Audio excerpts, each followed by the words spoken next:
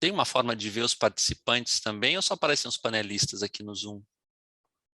Acho que só aparecem os Não, panelistas, né? Só os eles não estão panelistas aqui. mesmo, né? Só os Tá, panelistas para a gente. tá, beleza. Tudo bem, então, bom dia, pessoal. Sejam bem-vindos a esse nosso painel em pesquisa experimental e administração. É um prazer poder estar aqui hoje falando sobre esse tema com vocês. Eu sou Rafael Goldschmidt, eu sou professor da Escola de Administração Pública e de Empresas da Fundação Getúlio Vargas, no Rio de Janeiro, que é a FGV-BAP.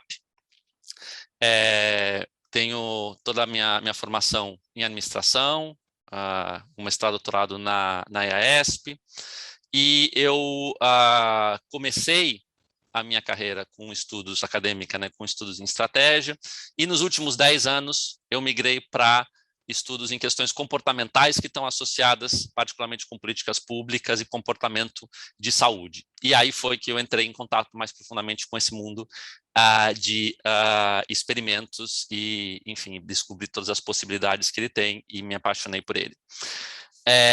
Eu quero agradecer muito a presença das nossas panelistas de hoje, a professora Liliane Furtado, que é professora adjunta no COPEAD, na área de comportamento organizacional e liderança, mestre e doutora em administração aqui pela EBAP, e foi também professora do programa de pós-graduação na UF e também da FGV, e pesquisa com foco em liderança. Muito obrigado, Liliane, pela presença hoje. Apresentar também a professora Renata Brito, que é professora e pesquisadora na área de estratégia empresarial no PPGA da PUC-Rio, é doutora pela IASP, com pós-doc na Universidade de St. Gallen, na Suíça, e é também coordenadora do Núcleo de Estudos sobre Microempreendedorismo, o NUME. A gente tem também a presença da professora Juliana Isabella, que já vai se juntar a nós em alguns minutos, teve um pequeno percalço, mas já estará conosco, que é professora no INSPER, em Consumer Behavior, na graduação e no mestrado, coordenadora de metodologia no mestrado profissional e membro do Marketing Analytics do INSPER. Ela fez graduação, mestrado e doutorado em administração, o doutorado na USP e o mestrado na FGV, tudo em marketing. E ela pesquisa comportamento com ênfase em emoções e efeitos no varejo e propaganda. Então, pessoal, a ideia da nossa conversa hoje é, primeiro, começar discutindo por que experimentos, né? Então, experimento é um conceito muito disseminado nas ciências não sociais, né? Na medicina, em tantas outras áreas, um conceito um pouco mais novo nas ciências sociais. Então, a gente discutir por que eles são necessários, falar um pouquinho do tipo de experimentos, transparência em estudos experimentais, discutir um pouquinho os riscos de tortura de dados e explorar o uso de experimentos em diferentes áreas. Então, aí a gente tem a Juliana, que vai estar falando da área de marketing, que é uma área em que esse tipo de estudos são muito mais frequentes, né, já tem um histórico mais robusto. A Liliane falando do comportamento organizacional, um campo que tem incorporado experimentos mais recentemente, com uma série de desafios. E a Renata falando sobre estratégia e empreendedorismo, também um campo que tem usado ao longo do tempo cada vez mais. A nossa proposta de estrutura é, primeiro das apresentações, a gente tem depois uns 30 minutos aproximadamente para debate com o microfone aberto. Durante as apresentações, a gente pediria que fiquem à vontade para mandar as perguntas no chat, e a gente vai ter sempre alguém olhando as perguntas e vendo qual dá para encaixar durante a apresentação, né, sem desromper o fluxo, e quais a gente acaba deixando para serem resgatadas depois, no final da apresentação na sessão de debates. Mas, por favor, pessoal, não deixem de fazer as perguntas quando elas surgirem, a gente só pede para compartilhar no chat. Se tiverem alguma questão de clarificação ou coisa que pareça ser mais importante e imediata, fiquem tranquilos que a gente vai estar prestando atenção nisso. Muito bem, então, começamos agora discutindo um pouquinho por que os experimentos são importantes, né? E para entender isso, uma coisa que é fundamental ter em mente é que na pesquisa em administração e na pesquisa em ciências sociais em geral, muitas vezes a gente busca por relações de causalidade. A gente quer saber se X causa Y. E esse tipo de relação se manifesta de diferentes formas. a gente tem, por exemplo, em marketing, se a gente quer saber se uma determinada abordagem de propaganda afeta a intenção de compra. A gente pode tentar, no contexto de comportamento organizacional, entender se a relação líder-subordinado afeta o comprometimento dos funcionários. Ou, em geral, na literatura de estratégia, se recursos afetam o desempenho, né? no Framework de Dynamic Capabilities e RBV, por exemplo. Todas essas perguntas têm em comum uma questão que é, elas estabelecem hipóteses sobre relações de causa e efeito. E a gente vai ver que tem muitos desafios para conseguir testar esse tipo de hipótese. Como é que a gente consegue provar que existe uma relação de causa e efeito? E muito do que tem sido feito em administração nos últimos anos, de certa forma, vende que está comprovando uma relação de causa e efeito, quando de fato não está. Então, é sobre esse tipo de problemas que a gente vai conversar primeiro. Então, para pegar um exemplo que não tem nada a ver com a administração, mas que é bastante intuitivo sobre esses problemas, a gente pode primeiro dar uma olhada aqui. Imaginemos que a gente tem uma situação em que a gente quer testar o efeito de quinoa sobre pressão arterial. Uma forma com que isso poderia ser testado, não é a forma como é testado, mas que poderia ser testado e que simetriza um pouquinho alguns estudos de administração, seria fazer um survey. Então, a gente pode aplicar um questionário para um conjunto grande de pessoas, perguntar se essas pessoas tomam quinoa ou não, e perguntar qual a pressão arterial, ou até medir a pressão arterial dessas pessoas. E a gente pode, a partir disso, observar uma correlação. A gente pode perceber que pessoas que consomem mais quinoa têm uma pressão arterial mais baixa. Agora, a questão é, o que a gente aprende com isso? Né? O que a gente pode afirmar a partir disso? A gente pode afirmar que quinoa reduz a pressão arterial? A resposta é não. E qual é o problema nessa abordagem metodológica? Que a gente está fazendo uma comparação que não é justa. As pessoas que comem quinoa provavelmente têm um estilo de vida diferente daqueles que não a consomem. Provavelmente quem come quinoa tem um estilo de vida mais saudável, faz mais exercício, meditação, etc. São todos elementos que acabam afetando também a pressão arterial. Então, a gente está comparando pessoas que consomem quinoa e têm vida saudável com pessoas que não consomem quinoa e tendem a ter um estilo de vida menos saudável. Então, esse é o problema fundamental com o qual a gente está tratando agora. A gente tem o que se chamam explicações alternativas, né? A gente tem uma variável omitida, que é o estilo de vida, que simultaneamente afeta a nossa variável independente, que é a quinoa, consumo de quinoa, e a pressão arterial. Quando isso acontece, a correlação, a gente chama esta variável quinoa de variável endógena. Por que ela é endógena? Porque consumir ou não consumir quinoa é definido por outras características do indivíduo, né? É o estilo de vida que leva a uma escolha de consumir ou não consumir quinoa. Se a gente for pensar em termos de pesquisa e administração, isso é uma situação extremamente comum, né? Se a gente for pensar, por exemplo, investimentos em um tipo de recurso ou em outro tipo de recurso, a escolha de um tipo de propaganda ou outro, o desenvolvimento de um tipo de relacionamento com os funcionários ou outro. Isso são todas variáveis que dependem de outras características que não são observadas das empresas e dos indivíduos. Então, nessa situação, o que a gente tem é uma relação aqui de correlação espúria entre quinoa e pressão arterial. As duas variáveis estão correlacionadas, mas não existe uma relação causal. A gente pode ver isso em vários outros contextos. Vocês imaginam qualquer variável que muda ao longo do tempo? Imaginem só, PIB da China e número de derrotas acumuladas do Flamengo. Variáveis que, caso não tem nenhuma relação substantiva, mas estão muito correlacionadas. Por quê? Porque ambas aumentam ao longo do tempo, né? Então, aí, o tempo é a variável omitida. Essa questão da endogeneidade tem começado a tomar muito espaço na pesquisa e administração nos últimos anos. Então, aqui a gente pode ver no Journal of Management, um paper 2020 falando do problema da endogeneidade, no Leadership Quarterly, o paper do Antonakis falando sobre endogeneidade, no SMJ, vários papers falando sobre endogeneidade. Então, era uma questão que estava fora do radar e que hoje passa a ser um problema. Revisores vão querer saber como é que você consegue provar que não tem um problema de endogeneidade na tua análise. Tem essa figura que eu acho que é muito interessante e que representa de uma forma muito intuitiva qual que é o problema da correlação e da causalidade, né? que é, a gente tem um caminhãozinho, né, sendo empurrado, e aí você tem o cara de camiseta amarela, de fato está empurrando, né? Então, ele se mexe e o caminhãozinho se mexe. Isso é uma relação causal. Agora, o cara de camisa vermelha também está se mexendo. Ele se mexe, o caminhão se mexe. Mas isso não quer dizer que haja uma relação causal. Por quê? Porque o cara de camisa amarela causa o movimento do cara de camisa vermelha e causa o movimento do caminhãozinho. Então, o cara de camisa amarela é o estilo de vida, certo? É ele que realmente está fazendo as coisas acontecerem.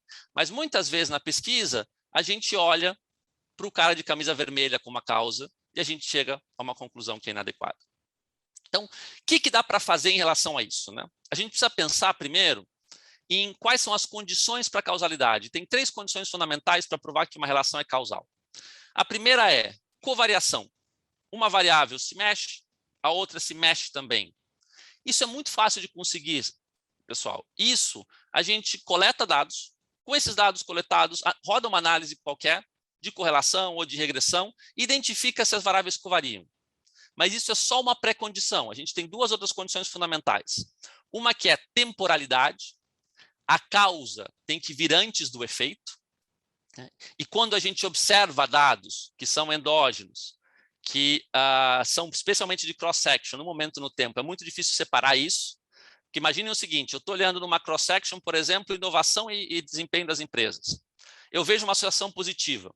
Mas isso pode ser porque empresas que inovam mais têm melhor desempenho, mas pode ser também porque as empresas só investem em inovação uma vez que têm disponibilidade de recursos para isso, quando tem um desempenho alto. Então, é o desempenho que pode estar levando, de fato, ao investimento em inovação.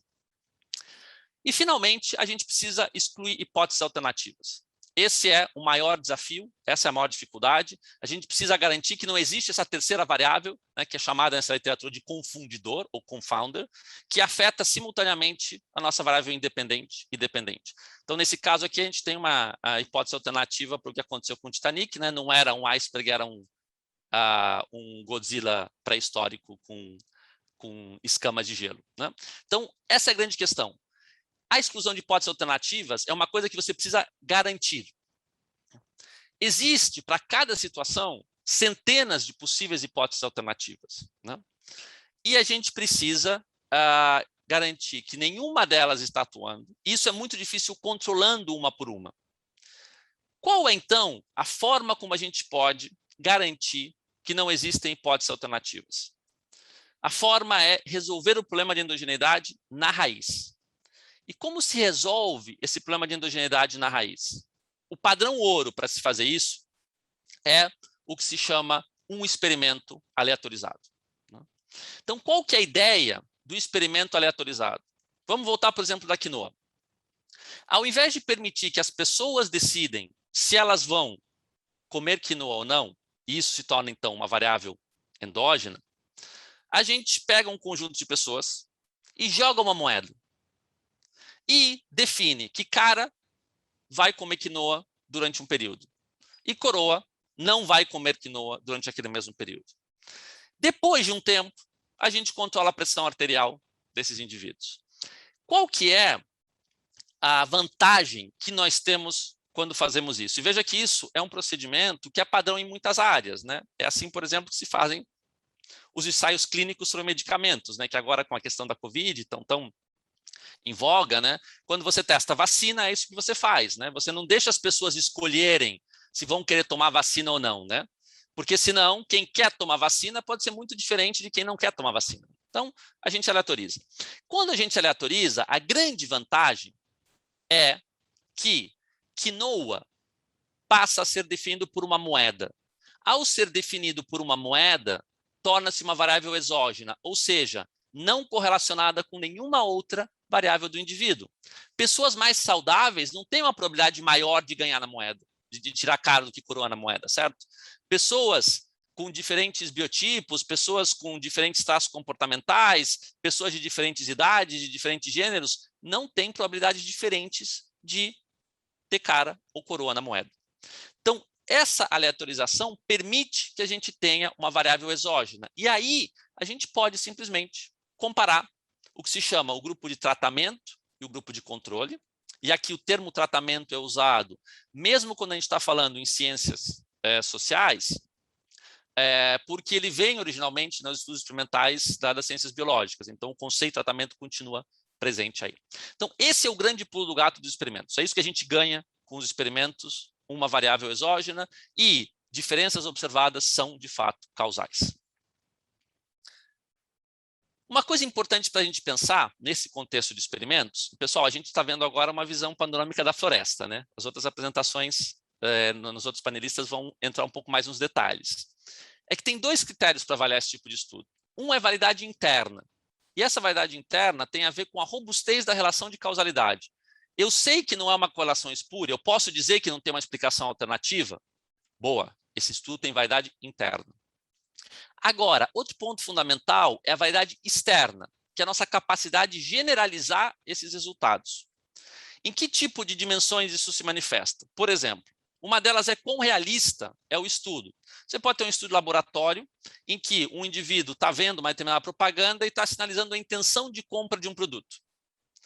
Isso não quer dizer que se ele visse essa propaganda necessariamente no mundo real, ele responderia comprando o produto. Então, essa é uma dimensão de validade externa.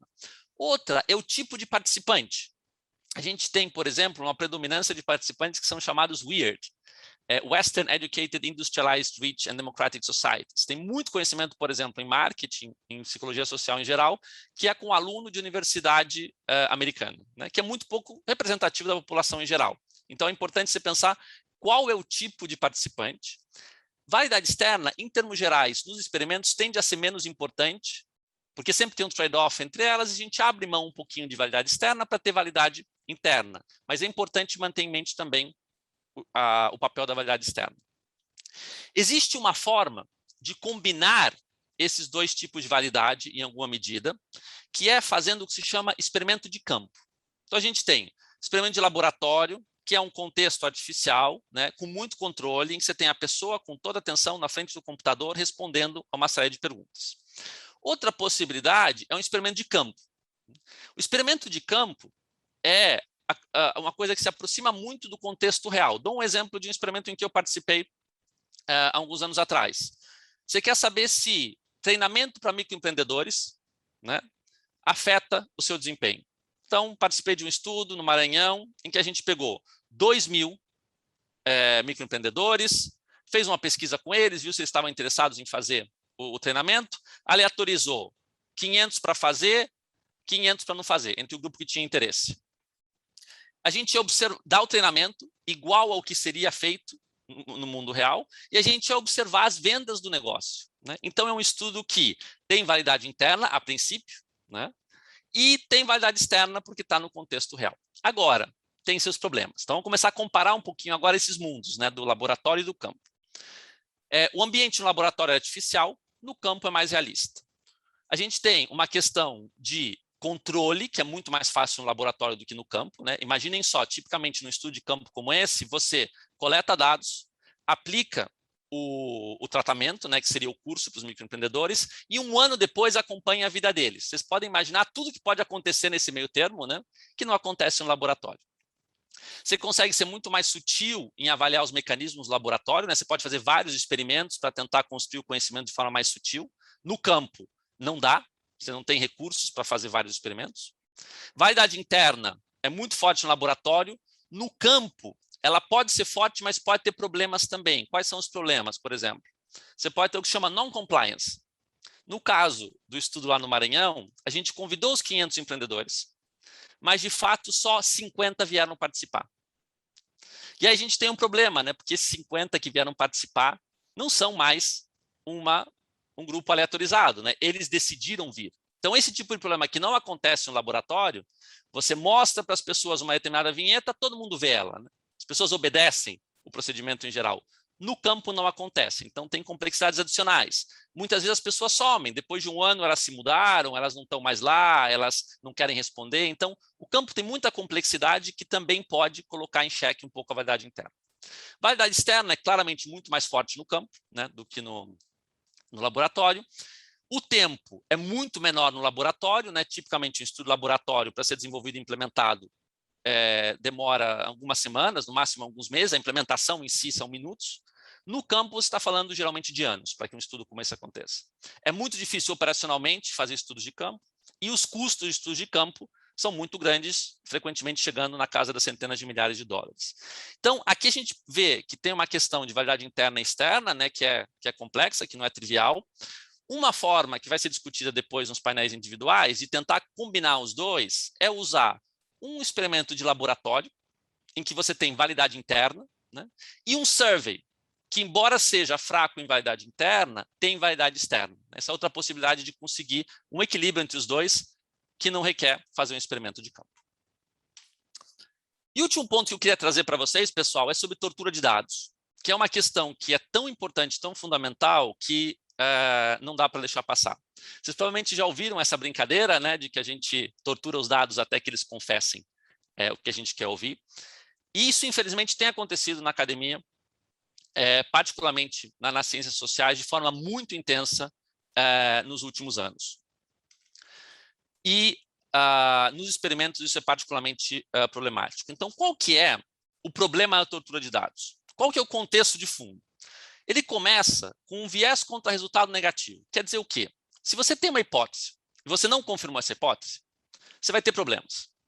Por quê? Revisor de journal não vai gostar, editor de journal não vai gostar, o artigo não vai ser publicado, na tese, teu comitê pode não gostar. Então, tem uma pressão muito forte para que se confirmem as hipóteses, né? Você tem que ter um valor P pequeno, você tem que ter estrelinha lá na tabela de regressão para que o artigo seja valorizado. A que isso tem levado ao longo dos últimos anos? Há dois movimentos fundamentais. Um é o que se chama p-hacking. Então, qual que é a ideia do p-hacking?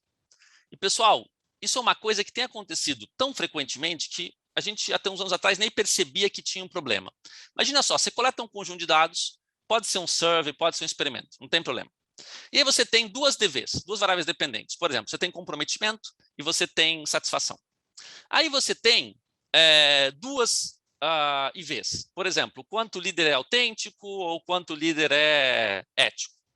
E aí você tem algumas variáveis de controle. Você tem sexo, você tem idade, você tem escolaridade. E aí você começa a tentar coisas. Vamos ver se comprometimento com ético, controlando por gênero, dá significante. Não deu. Agora vamos tentar incluindo a variável de controle idade. Não deu. Agora vamos incluir escolaridade. Opa, agora deu significante.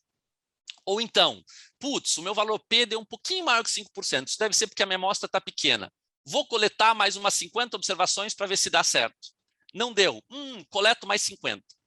Qual que é o problema aí? O problema é que você faz um monte de análises, né? E você não conta isso. Você mostra só no resultado publicado qual foi a que deu certo. Qual que é o problema, pessoal? Se você procura suficientemente com vontade, você vai achar, né?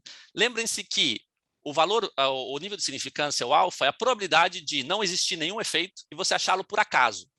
Se você fizer 100 análises diferentes, você quase com certeza vai achar alguma coisa significante, por acaso, né? E aí você começa a construir conhecimento com base em resultados que são por acaso. É como se você pegasse uma bola de basquete, né, jogasse 100 vezes no aro, e aí você acerta uma, e essa é uma que você bota nos stories do Instagram para fazer a galera achar que você acerta todas, né? Então tem uma questão séria aí que você perde o sentido desses resultados, né? Eles podem não representar nada substantivo. E a outra coisa é o hacking, que é o hypothesizing after results are known. Ou seja, você testa todas essas possibilidades, vê o que deu significante, e aí diz que essa era a tua hipótese, né? O problema é que isso é uma profecia autorrealizável. Ou seja, você gera a hipótese a partir dos mesmos dados em que você testa. Isso não é um teste de fato. Então, esse problema começou a ficar mais patente há uns anos atrás, quando surgiu uma crise de replicabilidade da ciência. Começaram a pegar um monte de estudos, principalmente em psicologia, experimentos que foram feitos ao longo do tempo, e tentar replicá-los, ou seja, fazer de novo igual. E os resultados davam muito diferentes. E aí começou a ter uma discussão sobre por que isso está acontecendo, né? E essa tortura de dados apareceu com uma explicação. Então, tem paper na Nature falando sobre a crise de replicabilidade, com, por exemplo, a mais de 52% dos pesquisados percebendo que há uma crise séria. um paper recente no Science Advances, saiu agora há uns meses, mostrando que os estudos que não replicaram são muito mais citados do que os replicados. Vejam o problema disso, pessoal.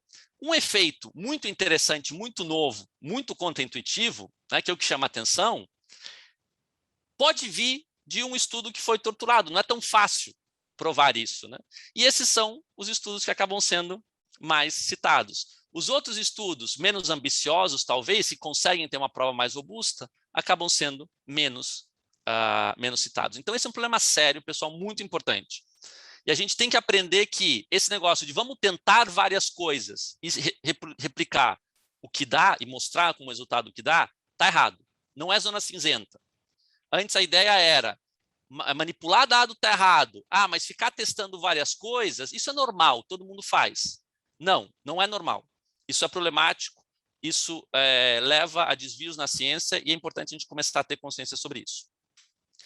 Como evitar a tortura de dados, né? Como é que você faz que isso não aconteça? É um longo tema, vou falar só rapidamente. A ideia é, você tem que ter um script, você tem que amarrar as mãos do pesquisador para não poder torturar os dados, né?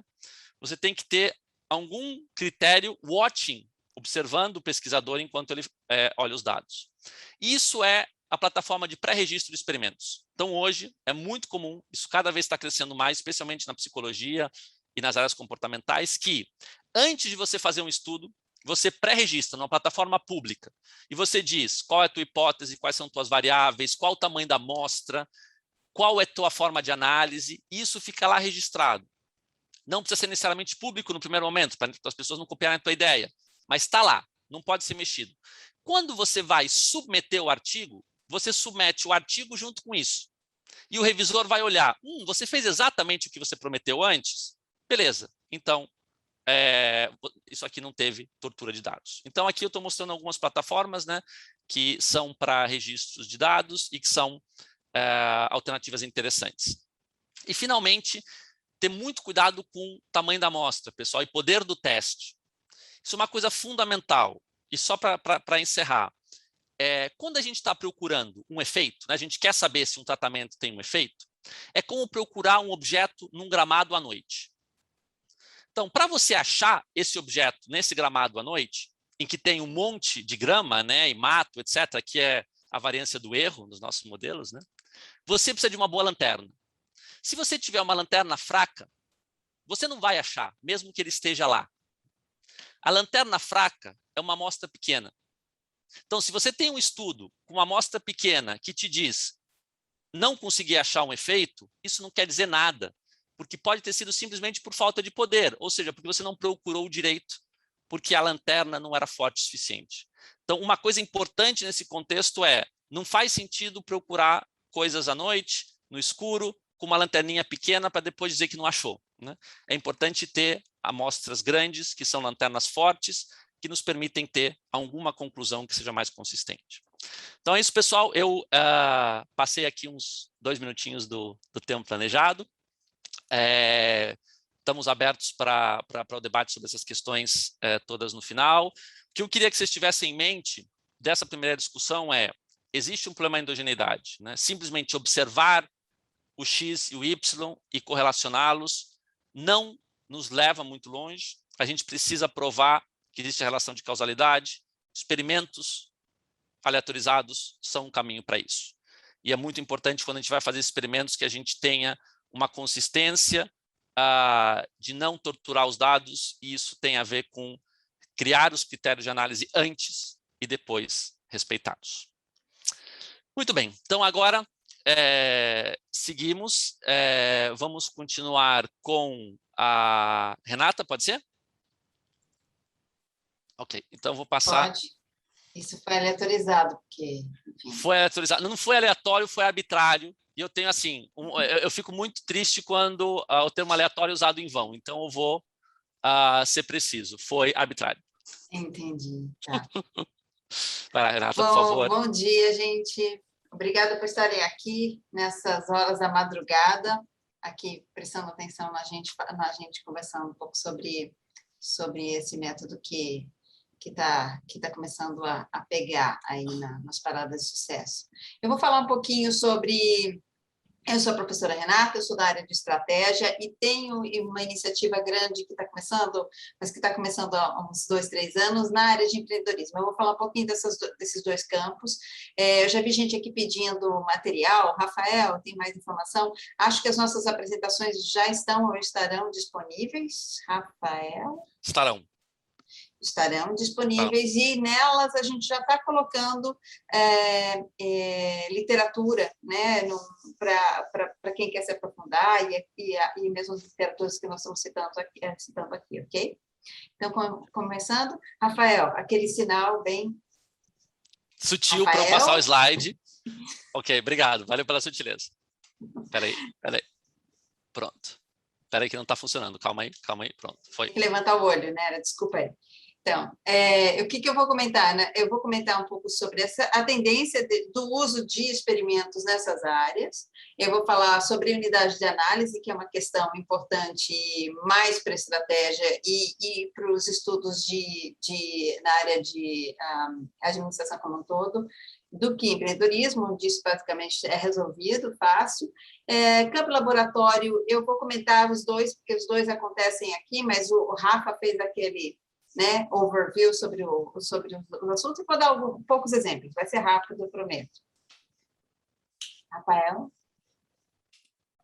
Espera aí. É assim. Espera aí que não está funcionando aqui o meu passador de slides, foi. Então tá. Em empreendedorismo, gente, isso já é muito típico o uso de experimentos, né? Eu acho que quem está aqui que trabalha com isso já sabe, experimentos no campo de empreendedorismo não foram inventados agora, e pelo contrário, a gente tem revisões sistemáticas. Quando você tem revisão sistemática de um assunto, quer dizer, já está ali cansado de ser feito, já foi feito errado e certo, né? É um método frequente, então a gente tem muito sobre isso, e assim, a discussão dele muitas vezes, do ponto de vista da abordagem. Todo o nosso campo de administração e empreendedorismo, ele não é um campo, é uma ciência aplicada, então a gente vive buscando informações em outras ciências, né? E, muito claramente, nesse caso, a gente tem influência da área de psicologia e do pessoal de economia, que tem propostas e abordagens diferentes sobre o campo de empreendedorismo e sobre o processo de se fazer os experimentos. Então, assim, uma recomendação que eu ouvi e que eu percebo que é verdade nessa área de empreendedorismo e que eu repasso aqui, é que é importante você saber onde é que você está pisando, quem é que você está citando, que caminhos que você está trilhando em empreendedorismo, porque a depender da abordagem que você está usando, seja o pessoal mais de psicologia, seja o pessoal mais de economia, você vai ter diferentes aceitações do ponto de vista, inclusive, de um dos aspectos que eu estou aqui colocando, ressaltando, que é a questão de validade, né? Então, assim, a gente tem diferentes preocupações com validade interna e externa, dos dois campos. E eu acho que é importante a gente, nesse sentido, você falar, olha, eu estou seguindo esse caminho, estou discutindo com essa literatura. Do ponto de vista de publicação, inclusive, é importante numa cover letter, né, naquela carta onde você se apresenta o seu paper, você deixar claro quais são os autores que você está seguindo e quem seriam bons revisores nesse sentido para o seu paper. Tá? Aqui eu estou colocando só como para ilustrar o quanto que isso é comum aqui, a figurinha dos ganhadores do Nobel em 19, em economia, né? Que eles fazem bastante estudos lá, o que o Rafael deu de exemplo aí, sobre, no caso, eles trabalham com empreendedores, com pessoas de baixa renda, microempreendedores, como a gente chama também na literatura. Então, eles têm feito esse tipo de pesquisa há alguns anos e isso tem sido reconhecido porque o fato de você fazer, deles tratarem com esses experimentos, né, de controle randomizado no campo, fez com que várias tabus com relação às pessoas de baixa renda, e ao comportamento dessas pessoas, comportamento dessas pessoas versus incentivos tenham caído, que é, inclusive, uma publicação clássica deles, que chama-se Poor Economics, né? Então, você tem esse processo de testar dessa forma randomizada, como o Rafael explicou há pouco, faz com que você consiga, inclusive, quebrar tabus, né, sobre o que é realmente que tá, o que faz efeito, o que não faz efeito. E, obviamente, que o último ponto que eu quero colocar aqui é a unidade de análise. Em empreendedorismo, a gente está falando novamente de um empreendedor, uma pessoa que é responsável por um negócio que está começando, que está pequeno ainda, e você tem, então, essa capacidade de colocar na mão de uma pessoa a responsabilidade por uma coisa que é um negócio.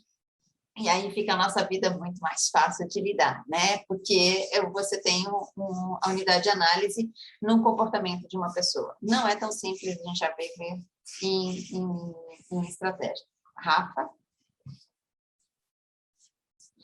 Aqui, esse é um outro apanhado que saiu há pouco tempo sobre o tema de microempreendedorismo, de empreendedorismo e experimentos randomizados, né, no geral, né?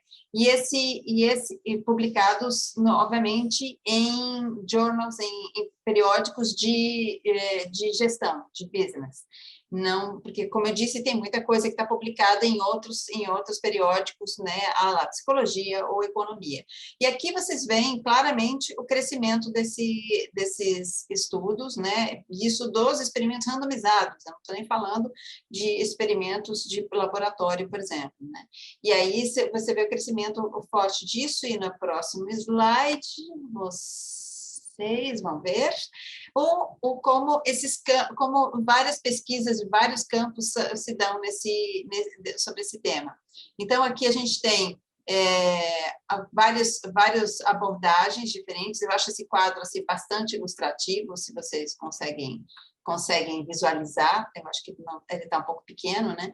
Mas você tem aí o pessoal em economia, muita pesquisa em psicologia, você tem pesquisa na literatura de organizações, de gestão, né, como um todo, e você percebe a grande concentração na primeira faixa, que é, como eu disse, a pesquisa tratando, então, sobre os indivíduos, né? Perguntando sobre o comportamento desses indivíduos, onde é muito mais fácil da gente trabalhar, onde é muito mais fácil da gente conseguir observar, né?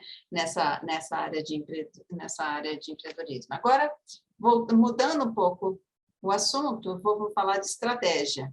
Rafa.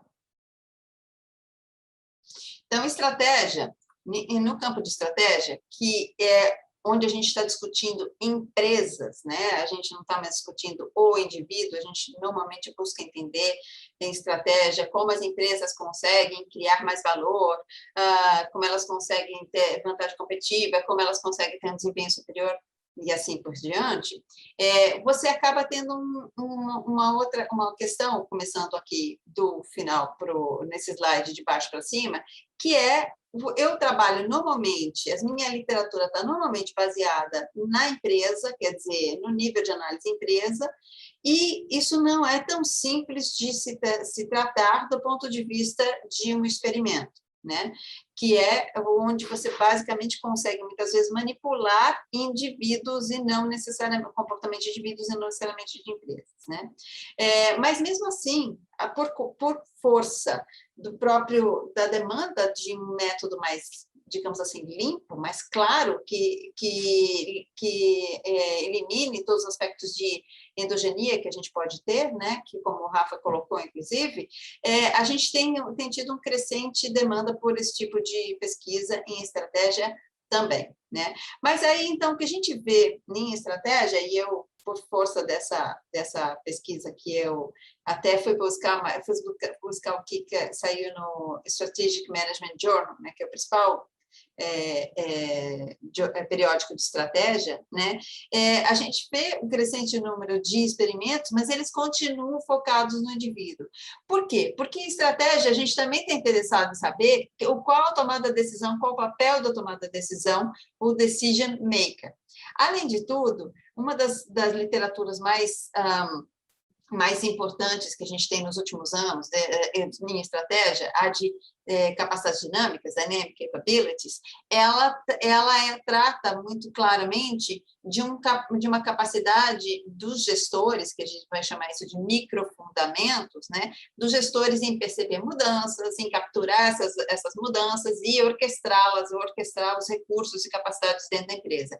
Então, você volta, né, a literatura de capacidades dinâmicas dá capacidade, né, para a pesquisa de voltar-se novamente para esse gestor, para o tomador de decisão e as capacidades desse ator. Então, você também cria um espaço maior para que a pesquisa de experimento cresça na área de estratégia.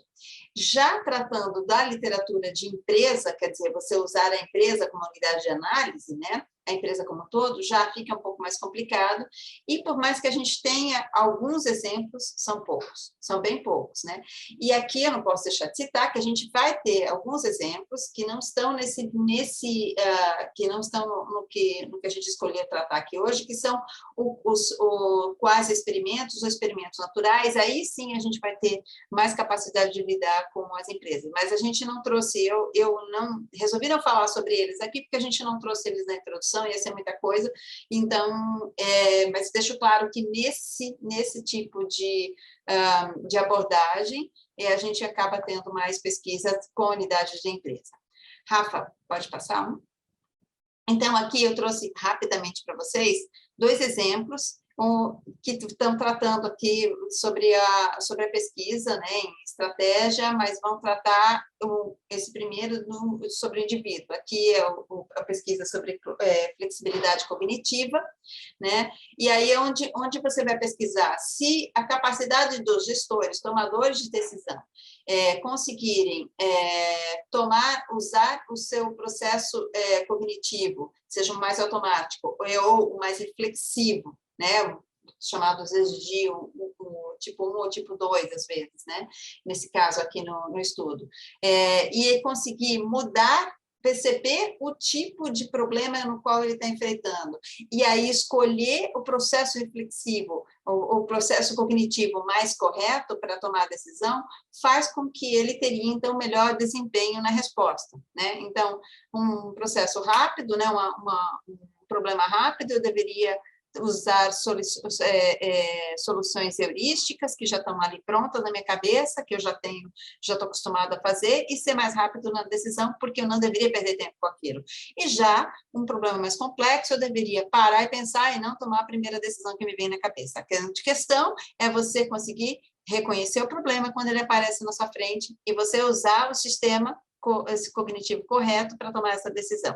E aí, então, é uma pesquisa que esses pesquisadores, a Loureiro e a Brusconi fizeram, sobre esse tipo de tomada de decisão, né, usando aqui alguns gestores para é uma pesquisa em laboratório, que eles fizeram, dando diferentes problemas para esses gestores, para essas pessoas, há milhares de controles para ver se essas pessoas já não tinham algum entendimento prévio desse tipo de assunto, já não tinham alguma habilidade já desenvolvida para esse processo, e aí eles fazem nesse processo, eles percebem quem usa qual tipo, né? E qual é o desempenho dessas pessoas ao usar esses diferentes tipos de reflexão durante a tomada de decisão. E para isso eles também fazem um processo de, mais do que a decisão da pessoa, é saber como a pessoa toma essa decisão, que tipo de raciocínio eles fazem. E aqui também está pequeno, pelo menos para mim aqui, mas se vocês puderem olhar, nesses gráficos que estão aqui no meio do slide, você vai ver, ela divide aqui o efeito entre o azulzinho, a pessoa com baixa flexibilidade cognitiva, a média está em vermelho e o alta flexibilidade cognitiva está em verde, e você percebe, então, que para tarefas bem estruturadas, quer dizer, aquele que o cara tem que pensar rápido, não precisa refletir muito, praticamente todos eles começam, né, igual, mas o ator de alta capacidade de cognição, flexibilidade cognitiva, ele tem um desempenho positivo, ele tem um desempenho superior. Só que se você tomar muito tempo para pensar em algo que você deveria pensar rápido, você diminui esse seu desempenho, né? Então, né, a capacidade, o ator de capacidade de flexibilidade cognitiva, ele é superior, mas ele também, como todos eles, perdem desempenho com o tempo, né? Se usar o processo errado. E aí você percebe, não o problema bem estruturado, onde as pessoas deveriam parar e pensar, ao invés de tomar uma decisão rápida, quando eles tomam a decisão rápida, que é onde está aqui o começo da setinha, do gráfico, todos eles vão ter um desempenho fraco, né? E eles, conforme usam mais tempo, eles melhoram, sendo que o ator de maior capacidade, flexibilidade cognitiva, consegue superar o desempenho dos outros. Então, esse era, como eu disse, uma pesquisa sobre esse processo de conseguir trocar a forma de pensamento, e ela consegue expor isso, essa habilidade, como essa habilidade consegue realmente dar melhores respostas para alguns atores, e outros não melhoram muito, que é o caso dos gestores com baixa flexibilidade cognitiva. E aqui eu vou passar mais rápido para o próximo, que é um exemplo que o Chatterjee traz como, né, onde ele publica, fala assim, experimentos de campo e estratégia não são fáceis, não são poucos, né? E ele traz 2 exemplos nesse paper dele, falando, olha, não são tão simples de fazer, mas aqui tem um exemplo de como podem ser feitos, né?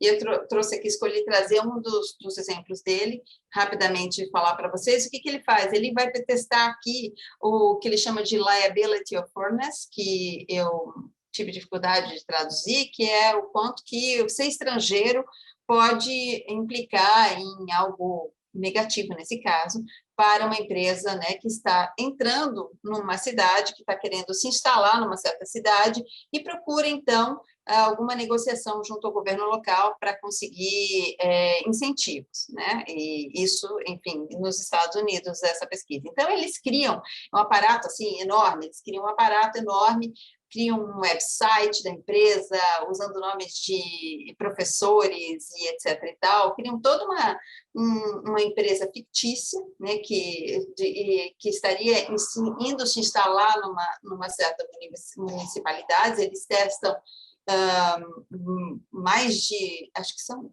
3.000 municipalidades, perdi o número. E eles testam usam todas elas e mandam, então, pedidos. Eles mandam pedidos padronizados, que é para também diminuir, né, aquela eventual influência de quem está ligando, né, da voz bonitinha, menos bonitinha, do sotaque, etc. e tal, e usando, então, diferentes origens para essa empresa que está indo se instalar. O grande teste é, será que, a depender da origem da empresa, você vai ter maior ou menor receptividade do ponto de vista dos atores municipais, né, do apetite dos municípios em oferecer benesses, em oferecer incentivos, né? E eles têm vários testes, eles percebem pouca diferença entre os países, um pouco inferior para a China, assim, as médias, mas não são significantes, né? E então, eles acabam percebendo que esse liability of fairness não consegue ser confirmado por esse experimento, que é um experimento de campo, né, feito nos Estados Unidos. Como eu disse, a gente tem vários experimentos em estratégia, que não são experimentos randomizados ou que não são experimentos de laboratório nesse sentido, que são o que a gente chama de quase experimentos, né? Mas, assim, aqui eu quis trazer algo que ficasse mais dentro do escopo que a gente está tratando, e era esse meu recado, Rafael, espero que eu tenha ficado no tempo. Obrigada, gente. Obrigado, Renata. Foi não só no tempo, mas brilhantemente enriquecedora. Muito obrigado, Renata, por essa apresentação tão clara sobre o que dá para fazer e os problemas do que experimentos trazem em estratégia e seus potenciais também. Vou passar agora, então, a palavra para Juliana, que vai mostrar a sua própria apresentação. Certo, Juliana? Bom dia, tudo bem com vocês? Bom dia, Juliana, muito obrigado de novo pela tua participação. The floor is yours. Vamos lá, vou compartilhar aqui, vamos ver se vocês estão enxergando.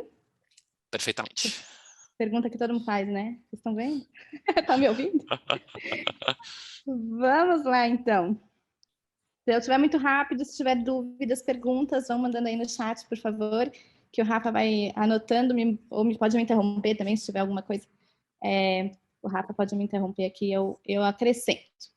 A ideia aqui, então, é falar um pouquinho mais de marketing e aprofundar aí em experimentos, tá? Então, eu trouxe alguns estudos, vamos ver se a gente consegue trabalhar com eles dentro do prazo, dentro dos meus poucos minutos. Eu trouxe um vídeo, como ele está em inglês, eu vou deixar o vídeo passando aqui, enquanto eu explico brevemente o que seria esse estudo. Aliás, até deixo aqui uma brincadeira, né? Tem o Brain Game, não sei se vocês conhecem, é um programa que tem muitos experimentos em marketing, então às vezes até é legal assistir mais para tirar ideias de como eu posso fazer um estudo, como que eu faço uma manipulação, como que eu vou criar essa variável independente, eu acho que é legal. Esse estudo que eu estou mostrando, né, sem som para vocês propositadamente, é interessante porque o que eles estão fazendo é manipulando o dinheiro. Então, eles pegam um grupo de pessoas, né, e para um número de pessoas, né, metade da amostra, ela vai estar recebendo papeizinhos e eles têm que contar os papeizinhos. Essa é a manipulação, tá? Eles vão contar o papelzinho e aí eles criam toda uma historinha por trás, falando assim, olha, você tem que contar somente com a sua mão de preferência, seja a sua mão direita ou sua mão esquerda. Você não pode usar outra mão. Por isso que vocês viram aqui o pessoal contando, né, o dinheiro com uma mão para trás, tá vendo? Então, eles criaram essa situação, as pessoas estavam contando. Metade das pessoas contaram dinheiro, propriamente dito, e a outra metade contou papelzinho. E aí, o que eles estavam querendo ver nesse estudo? Eles queriam ver o consumo de alimentos na verdade, calóricos, após essa manipulação do dinheiro. Então, após você contar ou papel ou dinheiro, eles pediam para você assim, olha, avalia aqui esses docinhos. Avalia para mim se esse docinho é bom, é ruim, se você gosta, se você não gosta. Na verdade, eles não estavam querendo saber se o doce, né, ali no caso, os M&M's, vamos dizer assim, se eles eram mais gostosos ou não. Não era isso que eles queriam saber. O que eles queriam saber era a quantidade de doces que você consumia. E o que é interessante, né? Quando as pessoas foram manipuladas pelo dinheiro, elas consumiram mais, né, doces do que quando elas foram manipuladas pelo papel. Tá? Então, aqui a gente tem uma manipulação relativamente simples, não tão simples agora nesse mundo de Covid, né? Porque você tem que colocar as pessoas no laboratório, você tem que separar as pessoas, tem que ser aleatório, assim como o Rafa já falou lá no começo. Mas o que é interessante, né? Você colocou as pessoas ali e você simplesmente pediu para ela contar os papéis. E aí a gente vai analisar lá o pós. Esse vídeo aqui, né, que eu vou parar, tem outros estudos que vão mostrando a mesma ideia. A ideia de que a ideia de que eu consigo, por meio de uma manipulação ali de dinheiro que está relacionado a poder, alterar um comportamento posterior, que nesse caso era o consumo de doces, tá? Eu queria passo para trás e mostrar para vocês a necessidade de uma hipótese. Então, a gente até, né, o Rafa falou lá no início da apresentação, olha, a gente precisa saber exatamente o que a gente está falando, né, antes de sair torturando os dados. Eu preciso ter uma ideia fixa do que eu estou procurando naquele estudo. Ou seja, eu preciso de uma hipótese, tá? Eu preciso de uma hipótese que seja sustentada por uma teoria. Se eu não tiver uma hipótese, aí fica difícil, né? O que você está exatamente fazendo? O que você está manipulando? Para que você está fazendo isso? Tá? E uma forma bastante simples de construir uma hipótese, e eu peço desculpa aqui pelos meus slides estarem tudo misturado em português e inglês, vocês vão ver que é uma bagunça. Uma forma muito simples se eu fizer tal coisa, então tal coisa deve acontecer. Se você pensar numa hipótese dessa forma, fica bastante simples de você rodar um experimento. O se você fizer alguma coisa é a sua manipulação. O que vai acontecer é a consequência, é o que você vai mensurar num experimento. Então, se as pessoas estão contando, vou exagerar aqui, estão contando as notas de dinheiro, então elas vão consumir mais doces, tá? E aqui eu tenho uma infinidade de outras opções de hipóteses. Essa aqui foi uma só para mostrar em relação ao vídeo que eu acabei de passar. Então, acho que é legal comentar. A gente precisa dessas hipóteses para construir um experimento propriamente dito. Antes, então, dessa hipótese, você precisa ter ideia. Qual que é a sua ideia? Bom, a ideia é: o dinheiro pode influenciar poder? Né, no meu caso aqui, legal, então essa é a minha ideia. Eu vou para a teoria, vou buscar informações. A minha hipótese é: sim, o dinheiro influencia o consumo de alimentos, principalmente alimentos calóricos. E aí eu vou, então, pensar quais são as teorias que estão por trás. A teoria é que alimento é recurso, e quando eu estou falando em dinheiro, eu estou falando em poder, e quando eu estou falando em poder, eu estou falando de querer mais recursos, né? Ou de ter mais recursos, de sentir esses recursos. Observem que quando eu estou falando em marketing especificamente, eu estou usando muito a psicologia, tá? Mas pode ser economia também. Eu posso usar muito economia, eu posso usar muito psicologia, ou eu posso misturar os dois para tentar entender o comportamento humano dentro de, nesse caso aqui, de consumo, mas poderia ser de comportamento de compra, de escolhas e qualquer outro item na área de marketing, tá? Propaganda e assim por diante. Tá? Vamos lá. Então, o que eu estou fazendo? Eu estou manipulando, né, a minha situação aqui a minha plantinha. Eu estou manipulando a minha plantinha, seja com adubo, para mensurar alguma coisa lá, o meu resultado, tá? Foi exatamente o que eu acabei de mostrar. Existem vários tipos de como montar esses experimentos, tá? De vários designs. Acho que o primeiro ponto importante que vocês também já viram é essa questão do que é a variável independente e a dependente. A independente é o que eu estou manipulando. Isso é super importante e às vezes a gente esquece, a gente acha que está manipulando e não está. Por exemplo, vou separar, quero ver se homens e mulheres estão consumindo mais doces. E aí eu venho com a hipótese: mulher consome mais doce que homem. Mas calma aí, eu estou manipulando mulher? Eu falo para assim, eu ponho as pessoas e falo: olha, vocês, homens, a partir de agora pensem como mulher. Não dá para eu fazer isso. Então, eu não estou manipulando, tá? Então, isso não é um experimento propriamente dito. Quando eu estou falando em marketing, estou falando que eu vou manipular. Mas eu não posso analisar homens e mulheres? Posso. Só que aí eu não estou fazendo um experimento puro, tá? Então, eu não estou fazendo essa manipulação. Esse é um ponto importante. E aí, se eu fizer simplesmente essa separação dos grupos, isso não é um experimento propriamente dito, tá? Posso usar isso como mais uma variável de estudo? Posso, e muita gente faz, tá? É bem comum. Os principais tipos de experimentos que eu tenho experimentos que a gente chama de Between Subject, Within Subject e Mixed Design. O que é o Between Subject? O Between Subject é aquele que um participante está em somente um grupo de tratamento, em uma condição, em uma situação.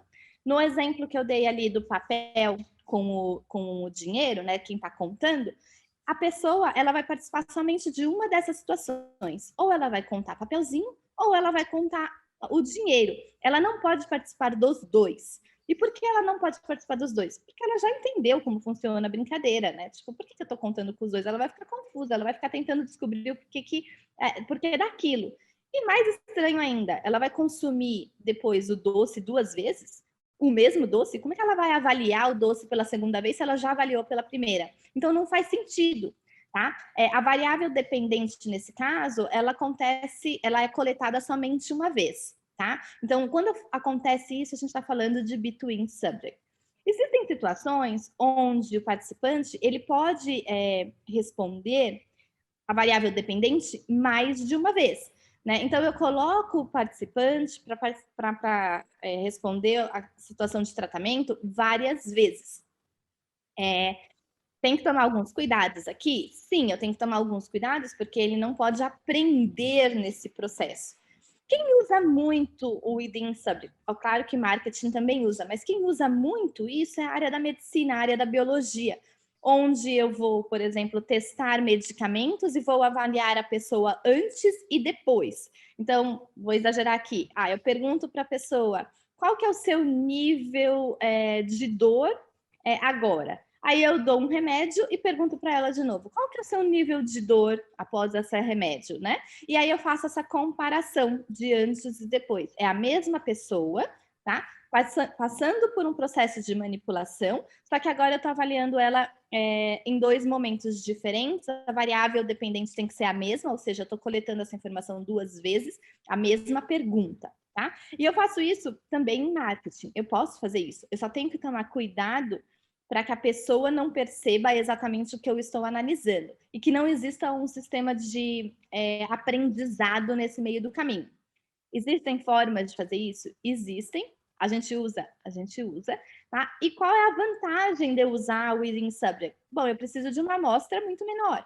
Eu tenho uma informação muito mais homogênea, porque é a mesma pessoa participando de vários tratamentos. Tá? É muito comum, por exemplo, eu usar esse tipo de pesquisa quando eu estou pensando em coletas fisiológicas, e a gente também usa na área de marketing. Então, eu posso querer analisar emoções por meio de coletas, por exemplo, de ressonância magnética, eu posso querer analisar por meio de batimento cardíaco, de expressões faciais, ou seja lá, outros tipos de emoções, outros tipos de dados fisiológicos. E aí é muito comum a gente fazer isso com a mesma pessoa, até porque batimento cardíaco de uma pessoa para outra é diferente, então eu quero deixar com que isso seja mais homogêneo, tá? A gente trabalha bastante dessa forma.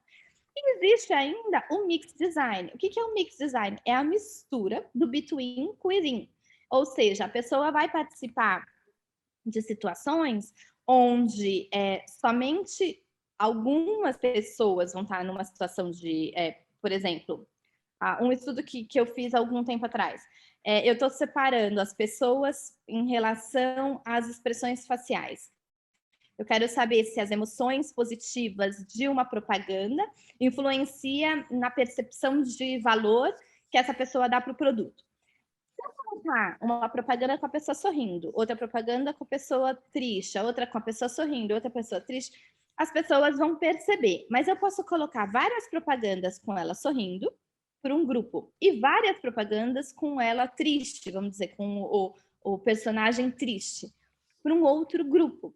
Isso é between. E o within eu poderia fazer com vários produtos diferentes, categorias de produtos diferentes. Então, primeiro uma camiseta, depois um papel higiênico, depois uma vassoura, depois uma viagem, tá? E aí seriam as mesmas pessoas participando dessas 4 condições diferentes. Quando eu faço isso, eu estou falando de within subject. Então, eu estou misturando o between com o within subject. Isso vai ser, então, um design que a gente chama de misto. Aconselho as pessoas a fazerem isso? Não. Dificulta bastante a análise, tá bom? Então, a análise aqui vai ser muito mais complexa do que um between subject ou um within subject. Então, para quem está começando, eu não aconselho, mas eu estou contando aqui para vocês que existe, é possível fazer. Se você for amigo de um estatístico, aí está valendo. Aqui, só então para a gente pensar nos designs, eu tenho o que a gente chama de single factor. O que é o single factor? Eu tenho uma situação mais simples de estudo, eu tenho simplesmente ali o papel versus o dinheiro, tá? É uma situação de uma relação simples, com uma única variável independente. Tá? É o jeito mais simples, a gente chama isso de design 2 por 1. É bom trabalhar dessa forma, principalmente para quem está aprendendo. Será que a minha manipulação está funcionando? Será que não está funcionando? Tá? E aí eu posso começar a complicar. Posso fazer um 2x2, posso fazer um 2x2x2, e aí viram um multiple factor. Tá? Designs muito complexos, 2x2x3, 2x3x2, o que eu estou falando? O que é esses 2, 3, 2, 2, 3, né? Eu estou aqui falando, talvez vocês nem estejam entendendo. O que são esses 2 e 3? São os níveis da minha manipulação. Tá? Então, se eu tenho construtos diferentes e eu tenho níveis desses construtos, são esses os meus designs. Então, um 2x2, eu tenho 2 construtos diferentes com 2 níveis. Por exemplo, vamos imaginar aqui que eu tenho se a pessoa está sorrindo versus a pessoa triste, 2, um construto, a expressão facial da pessoa. E 2 produtos diferentes, um produto hedônico e um utilitário, um produto que seja mais emocional e um produto menos emocional. Vou exagerar aqui. Por exemplo, papel higiênico versus um perfume, tá? Então, eu tenho um 2x2, 2 construtos diferentes, expressões faciais versus o tipo de produto, com níveis diferentes, 2x2. Trabalho muito 2x2, é um dos que a gente mais usa, mas eu posso usar um three-way e aí fazer um 2x2x2 e complicar isso? Posso, né? A gente acaba fazendo também, mas é difícil de analisar os dados, tá? Principalmente porque existem interações aqui, começa a complicar. O que acontece hoje no marketing? A gente trabalha muito 2x2 e vai fazendo um monte de estudos. Então, se você pegar um paper hoje do Journal of Marketing Research, você vai ver 5, 6, 7, 8 estudos 2x2. Tá? E aí você fala, mas por que não fizeram 2x2x2x2x2 e tipo, colocaram 5 estudos tudo junto? Porque é muito difícil de analisar, de controlar, de ter, né, as pessoas ali dentro daquelas condições e da própria pureza na análise ali no final. Tá? Eu vou deixar depois todos os slides para vocês. Né? Aqui é basicamente o que eu acabei de explicar, né? Então, um two-way factor design, aqui eu estou falando de um 2x3, 2 construtos diferentes, dependendo dos níveis, tá? Aí eu mostro aqui um pouquinho de como analisar isso, mas acho que não vem ao caso dessa apresentação de hoje, é só para vocês terem essa informação. Um estudo que eu fiz, só para mostrar um pouco de manipulação, um estudo que foi publicado na RAI já há algum tempo, que mostra um 2x2. O que a gente fez nesse estudo? Tá? A gente manipulou o desconto e a gente manipulou o formato. Então, nós manipulamos se o formato era em reais ou se esse desconto, né? Então, assim, a gente trabalhou se esse desconto era em reais ou se esse desconto era em percentual. Ao mesmo tempo, a gente trabalhou a quantidade do desconto, se ele era um desconto mais baixo ou mais alto. Então, por exemplo, se nesse caso aqui, né, com R$75 de desconto, você só paga 25. Imagine que esse preço desse serviço que está na tela custava 100, eu estou te dando agora R$75 de desconto, você vai pagar 25 no final. Mas eu poderia apresentar isso de uma forma diferente. Eu poderia apresentar isso aqui para você da seguinte forma. Você tem 75% de desconto, ou seja, você vai pagar aí 25 do mesmo jeito. Tá? Então, eu tenho esse formato. O que será que é melhor? Pensando agora na intenção de compra, estou pensando lá na variável dependente, na satisfação do meu consumidor, se ele vai comprar ou não, né? Se esse for um comportamento, se for um clique no anúncio e assim por diante. Tá? Então, aqui eu mostro para vocês todos esses exemplos, tá? Para vocês verem. Vocês enxergam meu mouse? Não sei se vocês veem o meu mouse, mas eu vou tentar marcar aqui, ó. Vendo. Ah, show. Então, aqui, ó, tenho R$75, os 75%, eu tenho 25% e tenho os R$25 de desconto. Então, eu trabalhei com a quantidade de desconto, né? E finais aqui diferentes do meu resultado final. Queria saber o que era melhor dependendo do desconto. Por que isso, né? Qual que é a teoria que está por trás? Será que um desconto muito alto não faz com que a pessoa deixe de acreditar naquele produto? Né? Talvez aquela qualidade aqui, no caso, a gente estava trabalhando percepção de qualidade também. Será que a qualidade não é inferior quando eu dou um desconto muito alto? E isso acontece quando eu dou em percentual ou em reais? Tá aqui no artigo da RAI, tá? O tempo voa. Tem mais 5 minutos. Aqui é um outro exemplo, tá? De um three-way factor design. Então, eu tenho um 2x2x3. Posso complicar? Posso. A professora aqui incentiva? Não, dificulta muito, tá bom? Mas só para vocês saberem que é possível e quais são as formas de análise disso, tá? Então, eu vou precisar fazer um pós-hoc, preciso analisar as interações, tá? Os efeitos interativos, e aí preciso ter justificativas teóricas para isso acontecer. Outra forma de análise que é bastante comum da gente fazer é um antes e um depois. Qual que é a minha situação antes e depois dessa análise, tá? Então, eu posso trabalhar dessa forma, um antes e depois. Assim como eu mostrei ali na medicina, mas a gente também faz isso em marketing, principalmente com dados fisiológicos, tá? Antes de um estímulo. Quero analisar, por exemplo, a raiva, tá?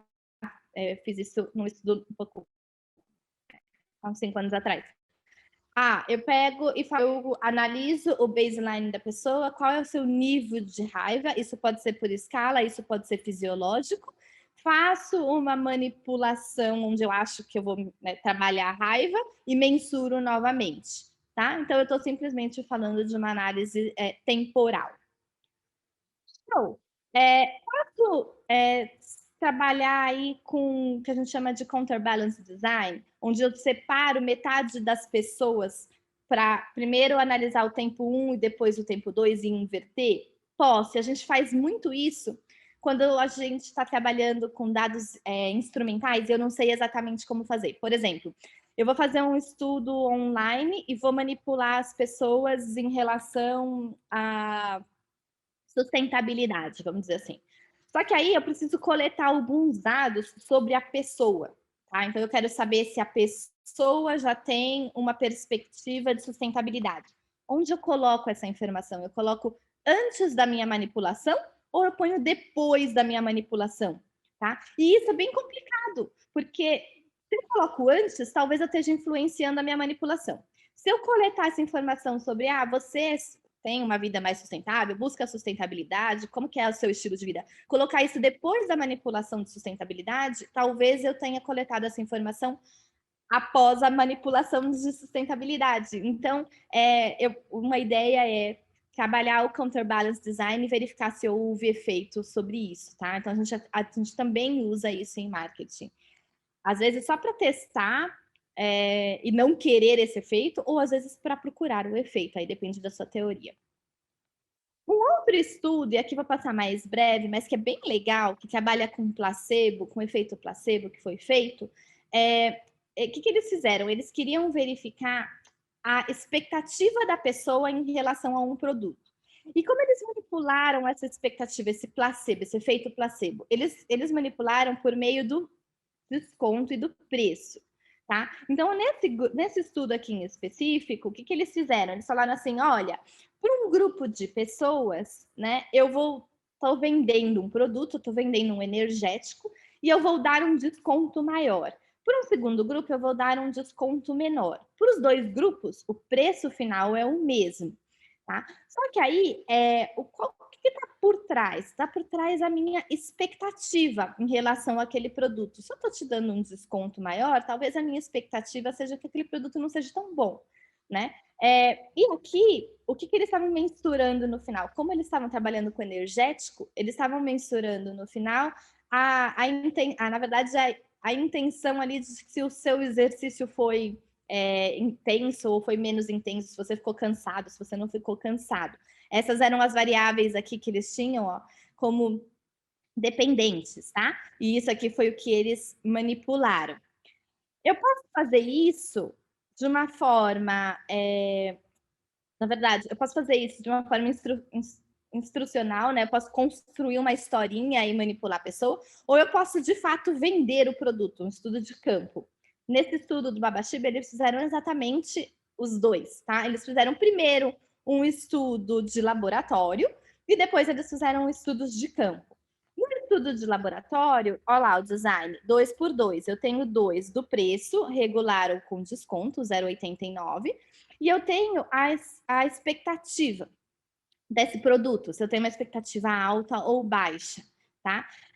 E aí, nesse caso, como ele era de laboratório, eles mostravam um vídeo, pediam para as pessoas assistirem, e aí eles falavam sobre esse vídeo, né, se tinha um resultado melhor ou pior, e aí eles davam para a pessoa resolver simplesmente um puzzle, né, resolver ali um exercício. Né? E aí eles mediram o resultado do puzzle. O que eles queriam? Eles queriam criar essas expectativas de que aquele produto era melhor ou pior. Quando eu faço isso, né, o que chamou a atenção? Né? O que chama a atenção é que quando eu tenho uma expectativa de que aquele produto ele é menor ou pior, ele está sendo influenciado pelo desconto. Então, quando eu tenho aqui um desconto maior nesse produto e a minha expectativa é mais baixa, o número de soluções aqui ele aumenta comparado quando eu tenho uma expectativa alta de que aquele produto vai ser bom. Né? Então, eu já tenho uma expectativa que aquilo lá vai melhorar, que aquilo lá vai ser bom, e eu tenho um desconto muito alto, isso aqui abaixa. Tá? Agora, se eu tenho um preço cheio e eu não tenho desconto, então o produto é bom, ele funciona de qualquer forma. Então, eu tenho. Aqui eu não tenho diferença estatística, tá? Então, eu tenho aqui uma solução de exercícios igual. O que interessa saber para a gente fechar a fala, porque eu já estou atrasada, né? Meus 2, 3 minutos aqui. O que interessa aqui que eu queria trazer para vocês? Observem aqui que eu estou manipulando a expectativa. Eu estou manipulando essa expectativa de resultado desse produto. E eu estou manipulando, nesse caso, foi por meio de um vídeo. Quando eu faço essa manipulação, eu, pesquisador, preciso garantir que esse vídeo, de fato, esteja manipulando a expectativa. Para eu fazer isso, né, eu primeiro preciso criar uma historinha, um cover story, né? Porque se eu falar para a pessoa assim, olha, eu estou manipulando essa expectativa. Imagine agora que a sua expectativa é alta em relação a esse produto. Agora, para outro grupo, imagine que a sua expectativa é baixa, não vai funcionar. Então, eu preciso criar uma situação fictícia, envolver o participante naquela situação onde eu esteja colocando a pessoa numa situação de alta expectativa e de baixa expectativa, né, sem que ela perceba. Tá? Quando eu faço isso, eu estou chamando isso de cover story. Cuidado, porque muitas vezes, a maioria das vezes, 99% das vezes, quando você faz isso, você mente para o participante, você precisa passar o seu estudo por uma comissão de ética, tá? Até porque tem algumas coisas que você está mentindo para o consumidor ou para o participante, você não pode fazer, tá? Porque não é ético o que você está fazendo. Eu não vou entrar nesse ponto aqui.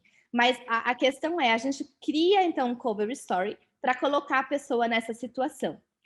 Isso é o suficiente para um estudo? Não. Eu coloquei a pessoa na situação, eu manipulei a expectativa dela de que aquele produto é bom ou ruim, para depois manipular ali o preço, mas, além disso, eu preciso garantir que o que eu manipulei, de fato, funciona.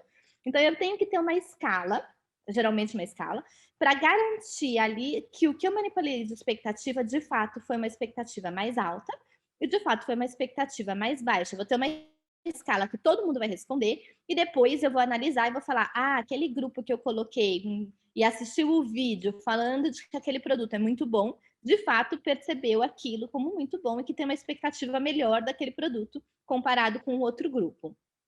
Tá? Então a gente tem uma escalinha para garantir o manipulation check. Para fechar, meu penúltimo slide, como que funciona esse processo de um experimento? Primeiro, eu tenho uma pergunta, depois eu vou para a literatura, eu construo uma hipótese, eu testo o meu experimento, tá? Funcionou a minha manipulação? Sim, ótimo, eu vou para as análises. Não funcionou? Volta e começa de novo. Talvez não funcionou. Você rodou o primeiro estudo lá, você rodou seu manipulation check que deu errado. Tem que fazer de novo, tá? Roda outra vez o estudo, cria outras ideias e assim por diante. Se não funcionou, volta de novo. Funcionou, vai para as análises e aí a gente vai verificar se foi, né, se supertou as suas hipóteses ou não. E aí você vai comunicar os resultados. Infelizmente, no marketing, se você não suportou as suas hipóteses, é muito, muito, muito, muito difícil de publicar. Impossível não, mas é bem, bem difícil. Você precisa ter muitos argumentos para falar por que aquilo deu errado, que não deu errado por causa, né, do seu método, tá? Porque pode ser que você fez alguma besteira na metodologia. Estourei o tempo, Rafa, desculpa, estourei tudo, acho que uns 5 minutos. Deixo aqui a bibliografia do que a gente usou, dos exemplos, tá bom? Deixei um estudo no finalzinho aqui, um artigo em português, que mostra um pouco desse geral aí de experimentos, eu acho que pode ajudar o pessoal. Obrigada pela participação. Espero que vocês tenham aprendido e não tenha sido muito corrido. Muito obrigado, Juliana. Foi maravilhoso. Acho que mostrou muito essa riqueza de possibilidades que o marketing permite, né? A unidade de análise não é a questão, então dá para sofisticar, fazer os two ways, explorar com muito mais detalhes. Ficou muito claro. Muito obrigado, Juliana. E agora passo a palavra, então, para a Liliane. Obrigada, Rafa. Obrigado, Liliane, pela presença. Bom dia a todos. Eu vou compartilhar aqui minha apresentação. Enquanto isso, aproveitar nessa minha transição aqui, só para dizer que o pessoal está perguntando sobre gravação e tal. Já foi comentado que vai ser gravado, né, e vai ser disponibilizado posteriormente essas apresentações. E, de qualquer maneira, Rafa, eu acho que o que a gente pode fazer, a gente pode, no final, colocar aqui o nosso e-mail e, eventualmente, se vocês tiverem interesse em algum material específico, né, e quiser, de alguma maneira, ter acesso à referência que a gente coloca no final dos slides, eu acho que a gente pode compartilhar, né, Rafa? Ótima ideia. Depois eu coloco o meu também no chat e a gente, né, está à disposição aí para poder divulgar esse material. Então, primeiro, eu queria agradecer, aproveitar que a oportunidade que eu estou oficialmente falando, né, na oficina, queria agradecer a oportunidade, Rafa, Sandro, o Rafael, Dampade. Obrigada, eu acho que eu participei ontem praticamente de todas as oficinas, hoje aqui estou nessa e vou continuar. Eu acho que essa oportunidade é muito rica, a gente via isso já lá no Academy, né, e trazer, eu acho que isso para o Brasil e conseguir organizar, né, a gente está percebendo que está de uma forma muito organizada, muito bem feito, parabéns, Sandro.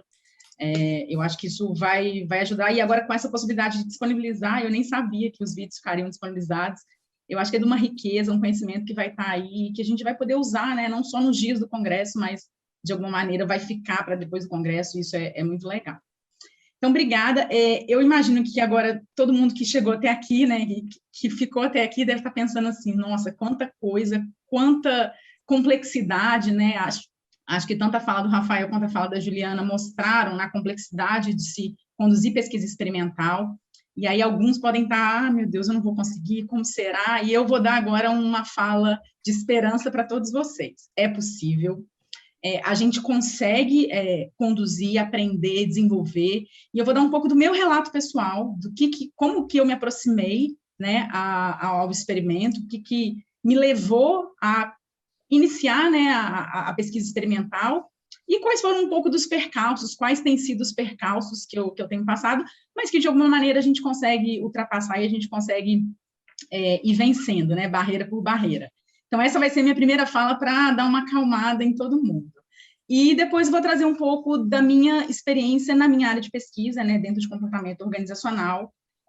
Vou mostrar para vocês como está hoje o campo, e aí acho que é uma fala mais direcionada para quem tem interesse em publicações em comportamento organizacional, como que está o campo hoje, como que a pesquisa experimental está no campo hoje, e vou trazer alguns exemplos que eu acho que foi muito legal a fala da Juliana antes da minha, porque os exemplos que eu vou trazer, apesar de serem focados e direcionados para comportamento organizacional, vão exemplificar e vão ilustrar muito bem tudo que ela falou. Então, eu tenho um exemplo que combina um experimento between com within, né, um mixed design, eu tenho um experimento que tem uma cover story, que mostra basicamente como criar essa historinha, esse pano de fundo, para fazer com que o participante entre naquele experimento. Então, assim, acho que o final da minha fala vai ser alguns exemplos que, apesar de serem focados em comportamento, vocês conseguem extrapolar para outros campos e conseguem visualizar o que a Juliana e o Rafael falaram lá no início também, que acho que foi uma parte um pouco mais teórica, mais a base da pesquisa experimental, né?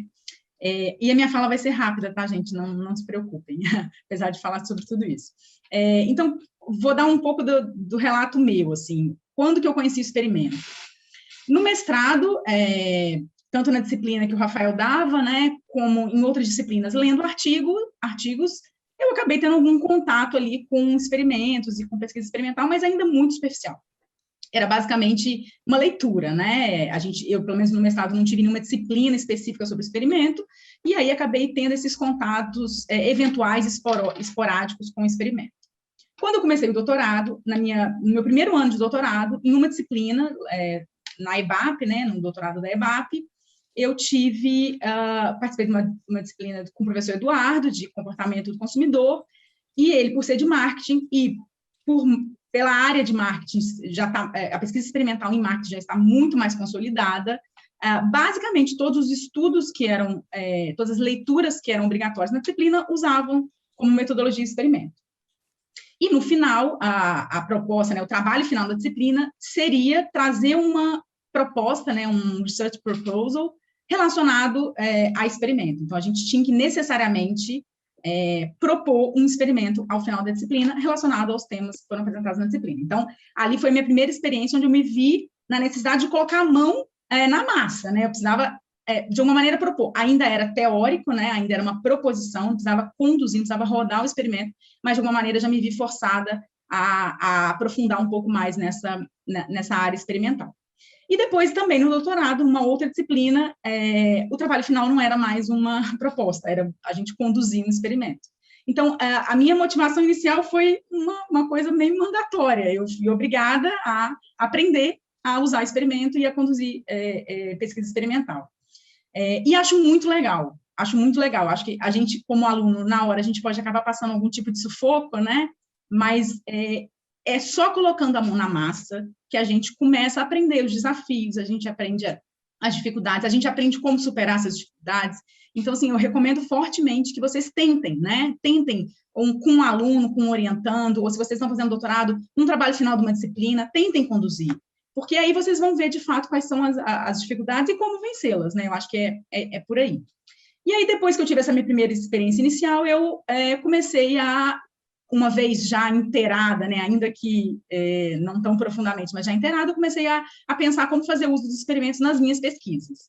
E aí, o que eu fiz foi, eu peguei meu trabalho de mestrado, peguei minha dissertação de mestrado, que foi conduzida, né, a metodologia de análise foi um modelo de regressão, que tinha muita validade externa, como o Rafael falou, né, era um modelo, os dados foram coletados com trabalhadores e alinhados à minha proposta, né, na época, mas eu não tinha tanta validade interna na medida em que eram dados que foram coletados num único tempo, era um modelo, o modelo era esse aqui, era um modelo de mediação, então a gente trabalhava com um mecanismo, podia ter muitos vieses, né, assim, então o objetivo era tentar uma publicação internacional com esse modelo, da forma como os dados tinham sido coletados, eu dificilmente conseguiria uma publicação internacional. E aí foi quando eu pensei, não, então eu vou tentar conduzir um segundo estudo, e aí eu conecto com a fala que o Rafa trouxe. O Rafa falou, muitas vezes a gente tem um estudo que garante uma validade interna ou externa,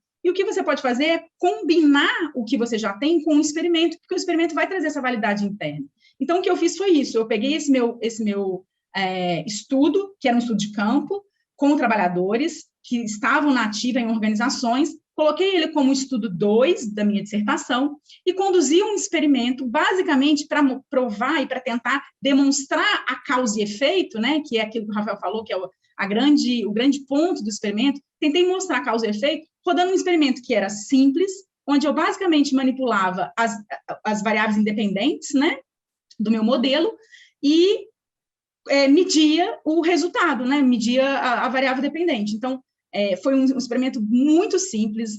Eu, no final, coloco a referência desse artigo, que foi publicado no Journal of Managerial Psychology. Um experimento foi simples. A gente coletou, por meio do mTurk, não sei aqui quantos conhecem o mTurk, mas é uma plataforma onde você consegue buscar respondentes, né, para a sua pesquisa, você faz um pagamento, mas você consegue buscar. A gente conduziu esse experimento, e aí a gente conseguiu, por meio do experimento, convencer os revisores e a revista que a gente estava submetendo o trabalho, de que, olha, essa relação de causa e efeito, que era o grande ponto do nosso trabalho, porque a segunda parte do modelo já estava pela literatura de uma certa maneira confirmada. O que a gente mostrava era a nossa contribuição estava na primeira parte do modelo.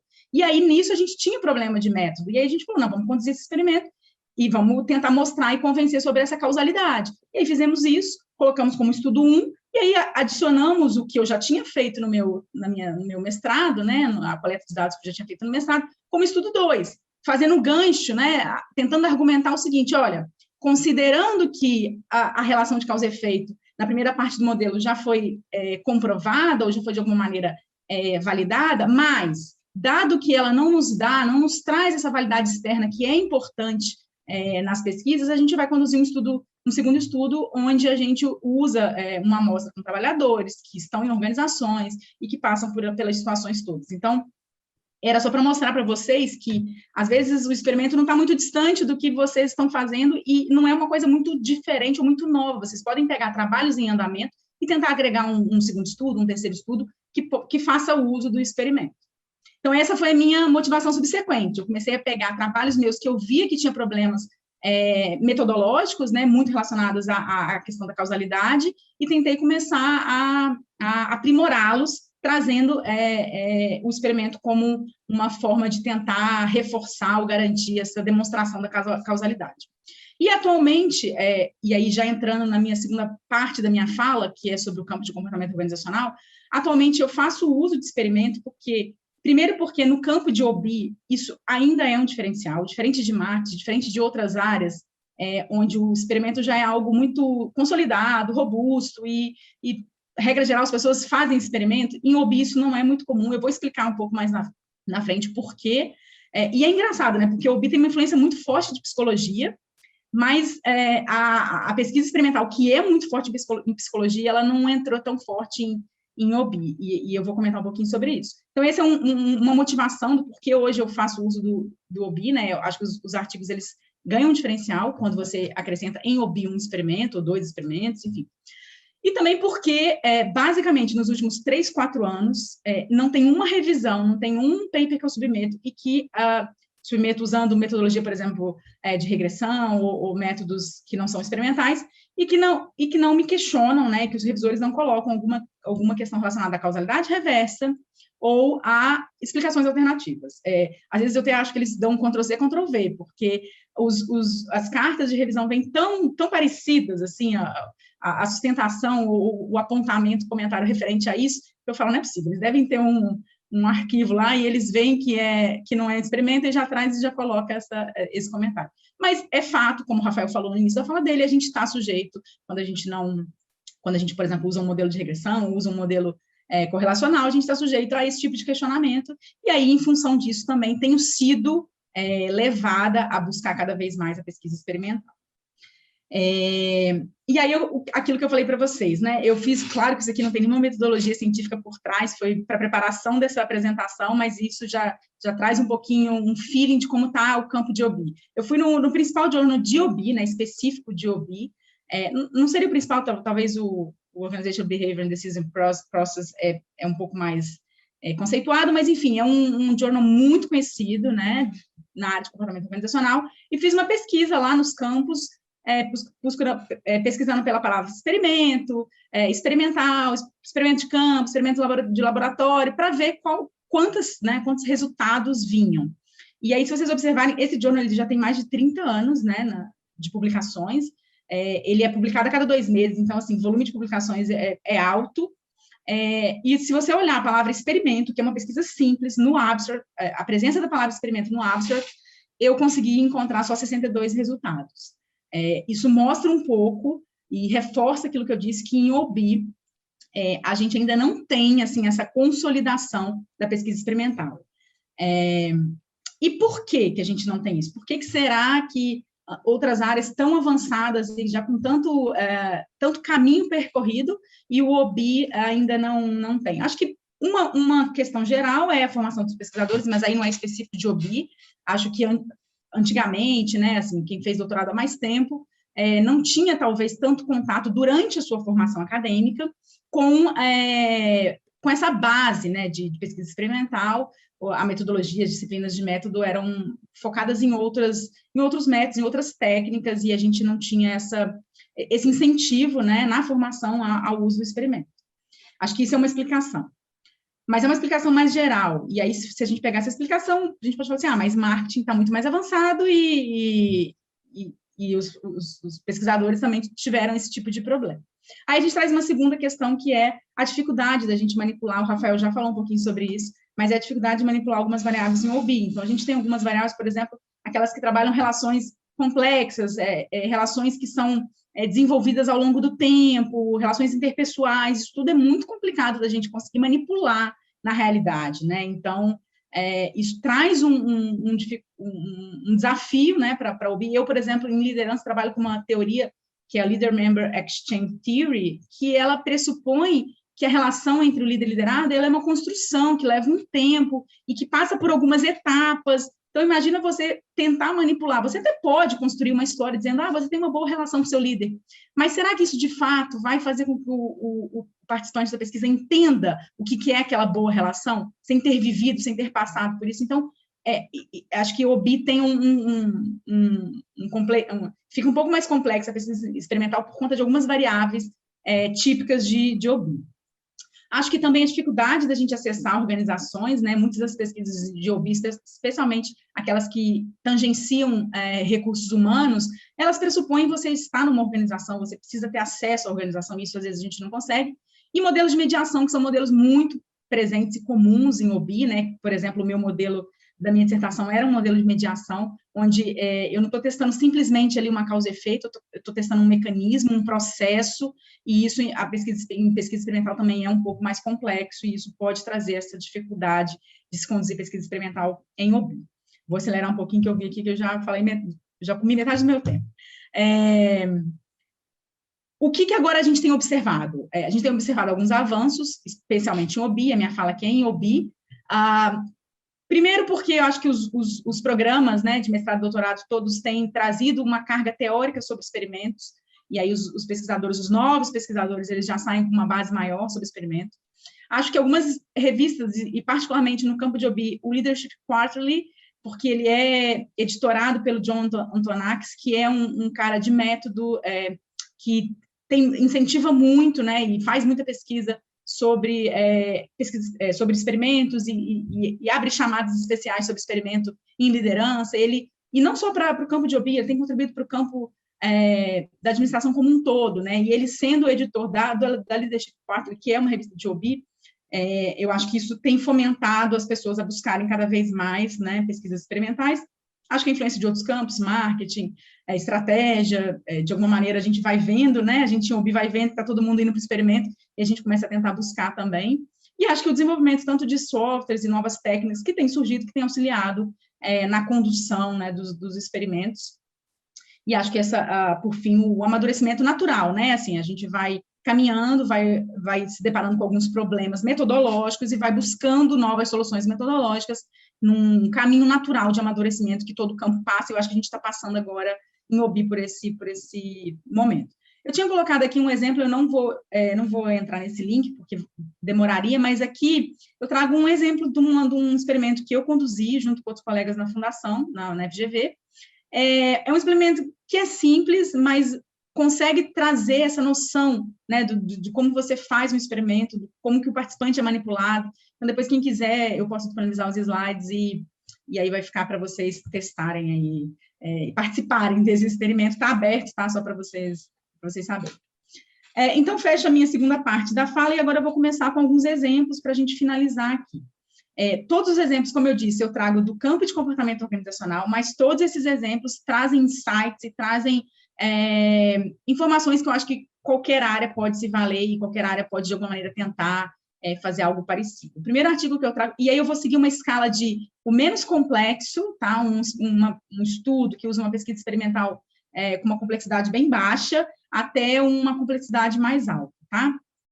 O primeiro estudo é um estudo que foi publicado no Leadership Quarterly em 2020, então, se vocês observarem, é um estudo que é simples, do ponto de vista experimental, né? Mas foi publicado recentemente, então o campo ele tem aceitado algo que não seja tão complexo, como a Juliana falou, às vezes fazer um estudo com várias condições e um design misto. Em OBI, a gente ainda tem essa aceitação de experimentos mais simples. Esse estudo, basicamente, ele tentava mostrar o seguinte: será que a demonstração de humildade, ela sempre é positiva? Porque a gente tem no campo uma teoria recente que fala o seguinte, olha, os líderes que são orientados aos seguidores, né, aos subordinados, que ouvem, que dão espaço, que reconhecem quando não sabem alguma coisa, que ouvem a opinião e aceitam sugestões dos seus subordinados, olha, esse líder ele consegue ter resultados positivos. E, basicamente, se começou a estudar muito sobre isso. E aí, esses autores, nesse estudo, falam o seguinte, será que a humildade ela é sempre positiva? E eles trazem a ideia seguinte, olha, depende de como ela é percebida. E como eles fazem para testar esse depende de como ela é percebida? Eles trazem o argumento de que se o subordinado atribui a humildade a algo que não é verdadeiro, a algo que não é sincero, que não é genuíno por parte do líder, essa humildade demonstrada pelo líder ela pode ser percebida de uma forma negativa e aí vai ser entendida como uma hipocrisia que, por sua vez, pode levar a outros resultados negativos. Então, como eles fazem para testar esse argumento, né, essa hipótese deles? Eles usam um experimento 2x2. Eu não sei se o meu mouse vocês conseguem ver? Conseguem, né? Não sei se vocês estão vendo meu mouse, mas enfim. Dá para ver sim. Dá? Beleza. Eles fazem aqui uma manipulação de 2x2, então eles manipulam a humildade do líder, ou seja, eles fazem um experimento randomizado, parte dos participantes vão, e aí eu já vou trazer aqui os cenários, né? Eles criam uma história, uma cover story geral, né, que é esse cenário inicial, como a Juliana falou, a gente cria uma historinha, fala, olha, participante, você agora está nessa história e você vai ter que responder pensando que você é parte dessa história. E aí eles primeiram, né, eles randomizam os participantes, parte dos participantes ficam sujeitos a ler um cenário onde o líder é altamente humilde, e como que eles manipulam isso? Eles trazem características do líder humilde nessa historinha. Então, eles vão falando assim, olha, o seu líder trata os colegas todos com muito respeito, ele ouve os subordinados, ele aceita as opiniões, então manipula ali uma condição de alta liderança. E trabalham como grupo de controle, uma condição onde é um líder neutro, né? Não tem nenhuma característica que possa levar ou possa ser percebida como uma demonstração de humildade. Então, metade dos participantes leem um cenário de alta humildade, a outra metade lê de baixa humildade. Eles fazem a mesma coisa com gerenciamento de impressão. Eles fazem com que metade dos participantes leiam um cenário onde o líder demonstra que aquele comportamento de humildade é mais uma coisa externa, não é genuína, e a outra metade vê e percebe que, de fato, o líder é genuíno naquela demonstração de humildade. E aí eles fazem todas as análises, né, usam a técnica de experimento, rodam a nova e verificam se, de fato, quem demonstra humildade, mas só de forma externa, né, só fazendo um gerenciamento de impressão e não de forma genuína, se isso é percebido como hipocrisia, eles confirmam essa hipótese, e daí para frente, esse foi um estudo do trabalho, né, e daí para frente eles rodam um modelo maior, mais complexo, não usando experimento. Então, eles confirmam a hipótese central do estudo com o experimento, e daí para frente eles fazem uso, se não me falha a memória, de modelo de regressão, tá? Deixa eu ver como é que está meu tempo aqui. Tem um segundo estudo, e aí já aumenta um pouquinho a complexidade. Esse estudo foi publicado no Journal of Applied Psychology, tá? Que é o principal journal de psicologia aplicada, né? Psicologia organizacional. Ele trabalha, aí já é um estudo, só para reforçar, a gente fala, né, que aquele primeiro estudo de humildade é estudo de laboratório, né? Na medida em que você não está no campo, você não está no contexto real. Esse segundo também é um estudo de laboratório, com estudantes. O primeiro também foi feito com estudantes, tá? E aí, no final, parece que a gente vai comentar sobre uma pergunta que foi feita, né? Até que ponto esses estudos que usam uma amostra de estudantes é válido, não é? O que eu posso adiantar é que em OBI ainda tem sido aceito, tá? Mas a gente já observa, de fato, que se pede, às vezes, um segundo estudo, um novo estudo com uma amostra um pouco mais real, né? Esse estudo ele foi feito em laboratório, basicamente a ideia era, quero ver se transparência na política de pagamento é realmente uma coisa positiva. E o pano de fundo, né, o argumento que está por trás é o seguinte, olha, em RH cada vez mais se pede, né, para que as organizações sejam transparentes na política de remuneração, né, divulgue os salários e torne claro, né, essa forma de pagamento. E aí esses pesquisadores falam assim, vamos ver então se de fato isso é positivo. E o argumento deles é o seguinte, olha, isso pode gerar inveja. E é um argumento simples, né? Porque a gente sabe que pela teoria da comparação social, as pessoas se comparam umas com as outras. E se eu comparo com alguém que está ganhando mais do que eu, isso pode gerar um sentimento de inveja, né? Que pode, por sua vez, levar a outros resultados. E aí, basicamente, num estudo um pouco mais complexo, porque era um estudo de laboratório mais em grupo, porque como tem a questão da comparação social, eu tenho que saber que alguém está ganhando mais do que eu, nesse experimento era necessário que era um grupo de pessoas trabalhando. Então, eu não vou entrar em muitos detalhes, esse artigo está no final, mas é só para mostrar que a gente pode ganhar um pouco mais de complexidade quando a gente, por exemplo, nesse caso, traz a ideia de grupo. Então, aqui ele olha o grupo e ele manipula a remuneração, o quanto cada participante ganhava, né, nas rodadas que eram feitas nesse experimento, e eram basicamente rodadas de anagramas, as pessoas tinham que descobrir anagramas, e para alguns era divulgado de forma ampla e transparente quanto cada um ganhou, e para outros era divulgado simplesmente o seu próprio ganho, né, quantos anagramas eles acertaram e quanto que eles ganharam. E aí os pesquisadores avançaram um pouco nessa questão da inveja que a transparência na política de remuneração pode trazer. Então, vocês viram que já a gente ganhou um pouquinho de complexidade. Agora, um estudo um pouco mais complexo, primeiro porque é feito em campo, tá? Então, a gente agora sai do laboratório e vai para exemplos dentro do campo, num modelo altamente complexo, né? Então, esse é o modelo desse estudo, né? Esse estudo foi publicado na Personal Psychology, é um estudo recente também. E o que eles tentam trazer, o argumento é o seguinte, olha, a gente fala muito e isso para quem não é do campo de OB, né, se fala muito da solidão na alta gestão, né, a solidão que pode existir entre CEOs, até porque eles ficam muito distantes, às vezes, da base, e esse artigo tenta falar assim, olha, a solidão não tá só lá em cima, não, ela pode estar aqui embaixo também. E eles trazem a ideia de que estagiários, né, por serem indivíduos que muitas vezes estão em organizações e não se sentem com poder nessas organizações, eles podem se sentir distante das pessoas, né, dos demais trabalhadores, e essa sensação, essa percepção de distância social, né, de afastamento social, pode levar a comportamentos negativos no trabalho. E aí, como que eles fazem para testar isso?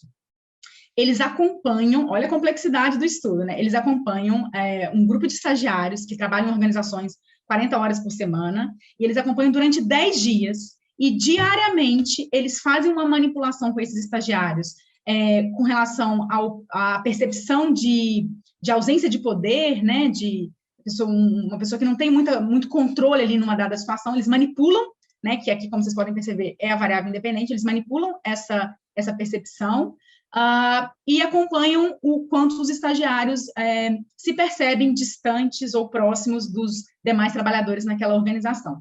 É legal que essa manipulação ela é feita por recall, então, todo dia de manhã, essa pesquisa foi feita durante 10 dias, né, 10 dias úteis, porque eram 5 dias de trabalho, todo dia de manhã o estagiário tinha que entrar na pesquisa e ele lia algo do tipo, relate alguma coisa sobre alguma experiência em que você se sentiu totalmente sem poder.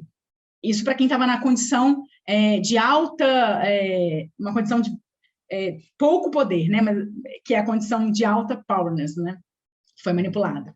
E para os outros, né, eles simplesmente colocavam uma condição neutra, olha, relate uma experiência qualquer.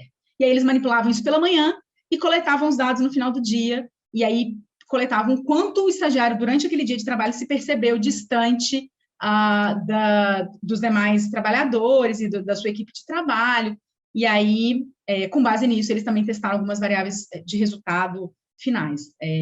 Eu vi que o Sandro fez uma cara assim, tipo, achou estranho, não sei se é em relação ao experimento em si, mas é um experimento que foi bem complexo, assim, e maiores detalhes do experimento está lá no artigo para quem quiser. E, por fim, para acabar, avançando aí um minutinho da minha fala, eu queria dizer que esse último estudo aqui parece simples, mas é um estudo extremamente complexo também, especialmente do ponto de vista também teórico, né, para a gente comprar a ideia.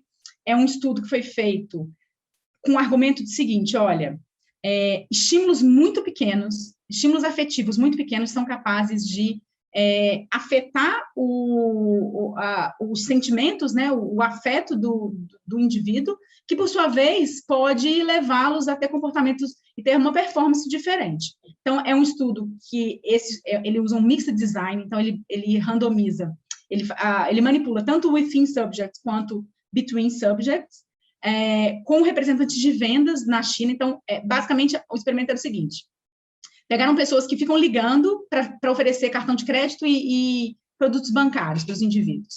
E aí faziam o seguinte, depois de cada atendimento, de cada ligação que o indivíduo tenta vender para o cliente um produto, esses participantes tinham que responder no papel uma pesquisa, que era uma pesquisa de 30 segundos. E, basicamente, a pesquisa perguntava como que foi a receptividade, como que foi atender ou tentar vender esse produto para esse participante. A questão era que, nesse papel que eles respondiam, tinha uma imagem que era apresentada para esses participantes, que era uma imagem de uma mulher sorrindo. A ideia, né, e a ideia dessa manipulação é a seguinte, olha, essa imagem, por ela ser um estímulo positivo, por ela ser um estímulo afetivo positivo, ela vai gerar, ela vai aumentar o afeto positivo dos indivíduos durante o dia. E aí, eles podem, de alguma maneira, ter um comportamento de performance, tanto de performance no trabalho, na venda, quanto a performance que a gente chama de extra role performance, que é a performance com os colegas e de ajudar, né, de fazer coisas para além do trabalho, pode ser aumentada. E aí eles, basicamente, com base nessa manipulação, tentam provar que estímulos muito pequenos e muito simples são capazes de afetar o indivíduo, que, por sua vez, pode ser afetado na sua performance. Então, tentei aqui de forma bem rápida, porque o horário estava um pouco avançado, trazer alguns exemplos do que pode ser feito, como manipulações podem ser feitas, como que o campo de OBI está caminhando, né, dentro da pesquisa experimental, e agora a gente parte, né, Rafa, para dúvidas, perguntas e questionamentos, e eu vou colocar meu e-mail aqui, quem quiser o slide e ler os estudos, eu vou disponibilizar, tá? Obrigada, muito obrigado. gente. Valeu, muito obrigado, Lili, pela excelente apresentação e pela animação a quem quer entrar nesse mundo dos experimentos. A gente está com um tempo muito curto, a gente tem 3 minutos basicamente para encerrar, e a gente tem 3 perguntas aqui que estavam na fila, então vou tentar o desafio de responder cada pergunta em 30 segundos. Uma delas é do Renato sobre a questão de pesquisa com alunos em IB, e aí acho que é uma questão que usar alunos depende muito de campo para campo, como a Lili estava dizendo, o BI ainda aceita isso, né? Outros campos cada vez começam a ficar mais restritos, e eu acho que isso vai ser mais forte particularmente em áreas em que você está falando sobre questões de gestão, né? Em que quem não tem experiência de gestão não pode se relacionar de uma forma talvez adequada com essas questões. Então acho que vai ser cada vez mais difícil. Talvez em marketing um pouco menos, mas ainda está ficando bastante restritivo. Então, não dá para contar com a amostra de alunos no longo prazo em top journals. Acho que esse é um ponto fundamental. A Kelly fez uma pergunta sobre o número de experimentos para provar causalidade. Acho que a questão não é sobre o número de experimentos. Para provar uma relação causal, você precisa de um experimento bem feito, com power, com tamanho de amostra suficiente, né, com uma lanterna forte e com um desenho adequado. O número de experimentos, que comumente você tem em journals de comportamento e marketing, vários experimentos, são para mostrar outros elementos além da relação de causalidade, mostrar o mecanismo, mostrar boundary conditions. Então, todos eles te fazem entender melhor a causalidade, mas para provar a causalidade é um experimento com uma boa amostra e um bom desenho. O último ponto que o Rafael Porto trouxe sobre a questão de você pré-registrou, né? E aí, durante o processo de revisão, o revisor pede para você fazer alguma coisa diferente porque o pré-registro não estava bom. Não tem nenhum problema. Você refaz o pré-registro e roda de novo.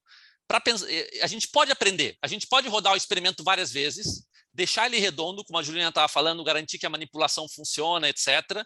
Depois de você ter aprendido, você pré-registra. E aí, você não muda mais nada e você mostra o resultado daquele pré-registro. É como a história do basquete. Eu posso jogar 1000 vezes a bola de basquete para ficar redondo, mas na hora que eu vou mostrar no story, você filma ao vivo, entendeu? O que eu vou mostrar é essa jogada. Não tem nenhum problema você aprender e evoluir. A questão é, você não pode depois escolher o que vai reportar ou não. Então, acho que é isso, pessoal. Queria agradecer muito pela presença e passar a palavra para o Sandro. Obrigado, Rafael. Pô, sensacional o painel, pô, muito bom. Eu estou me dividindo em 3, organizando esses eventos. Eu fiquei aqui mais, porque eu cheguei aqui, né? Não tinha ninguém, o Rafael Porto não estava. Eu falei, eu vou lá, cara, e não consegui sair. Muito bom.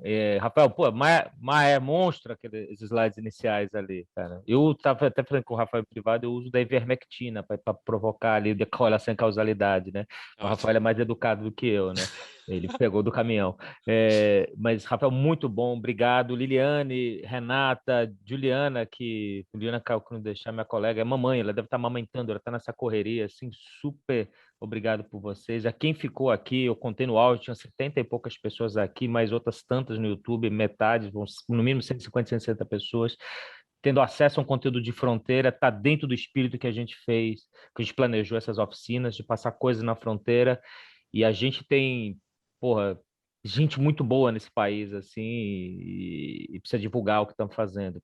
Então, Evoé, Jovens à Vista, né? Liane, Juliana, que são iniciando na carreira sem doutoras. Renato e eu, nós somos mais velhos, o Rafael também é mais velho, então a gente não conta nessa, né?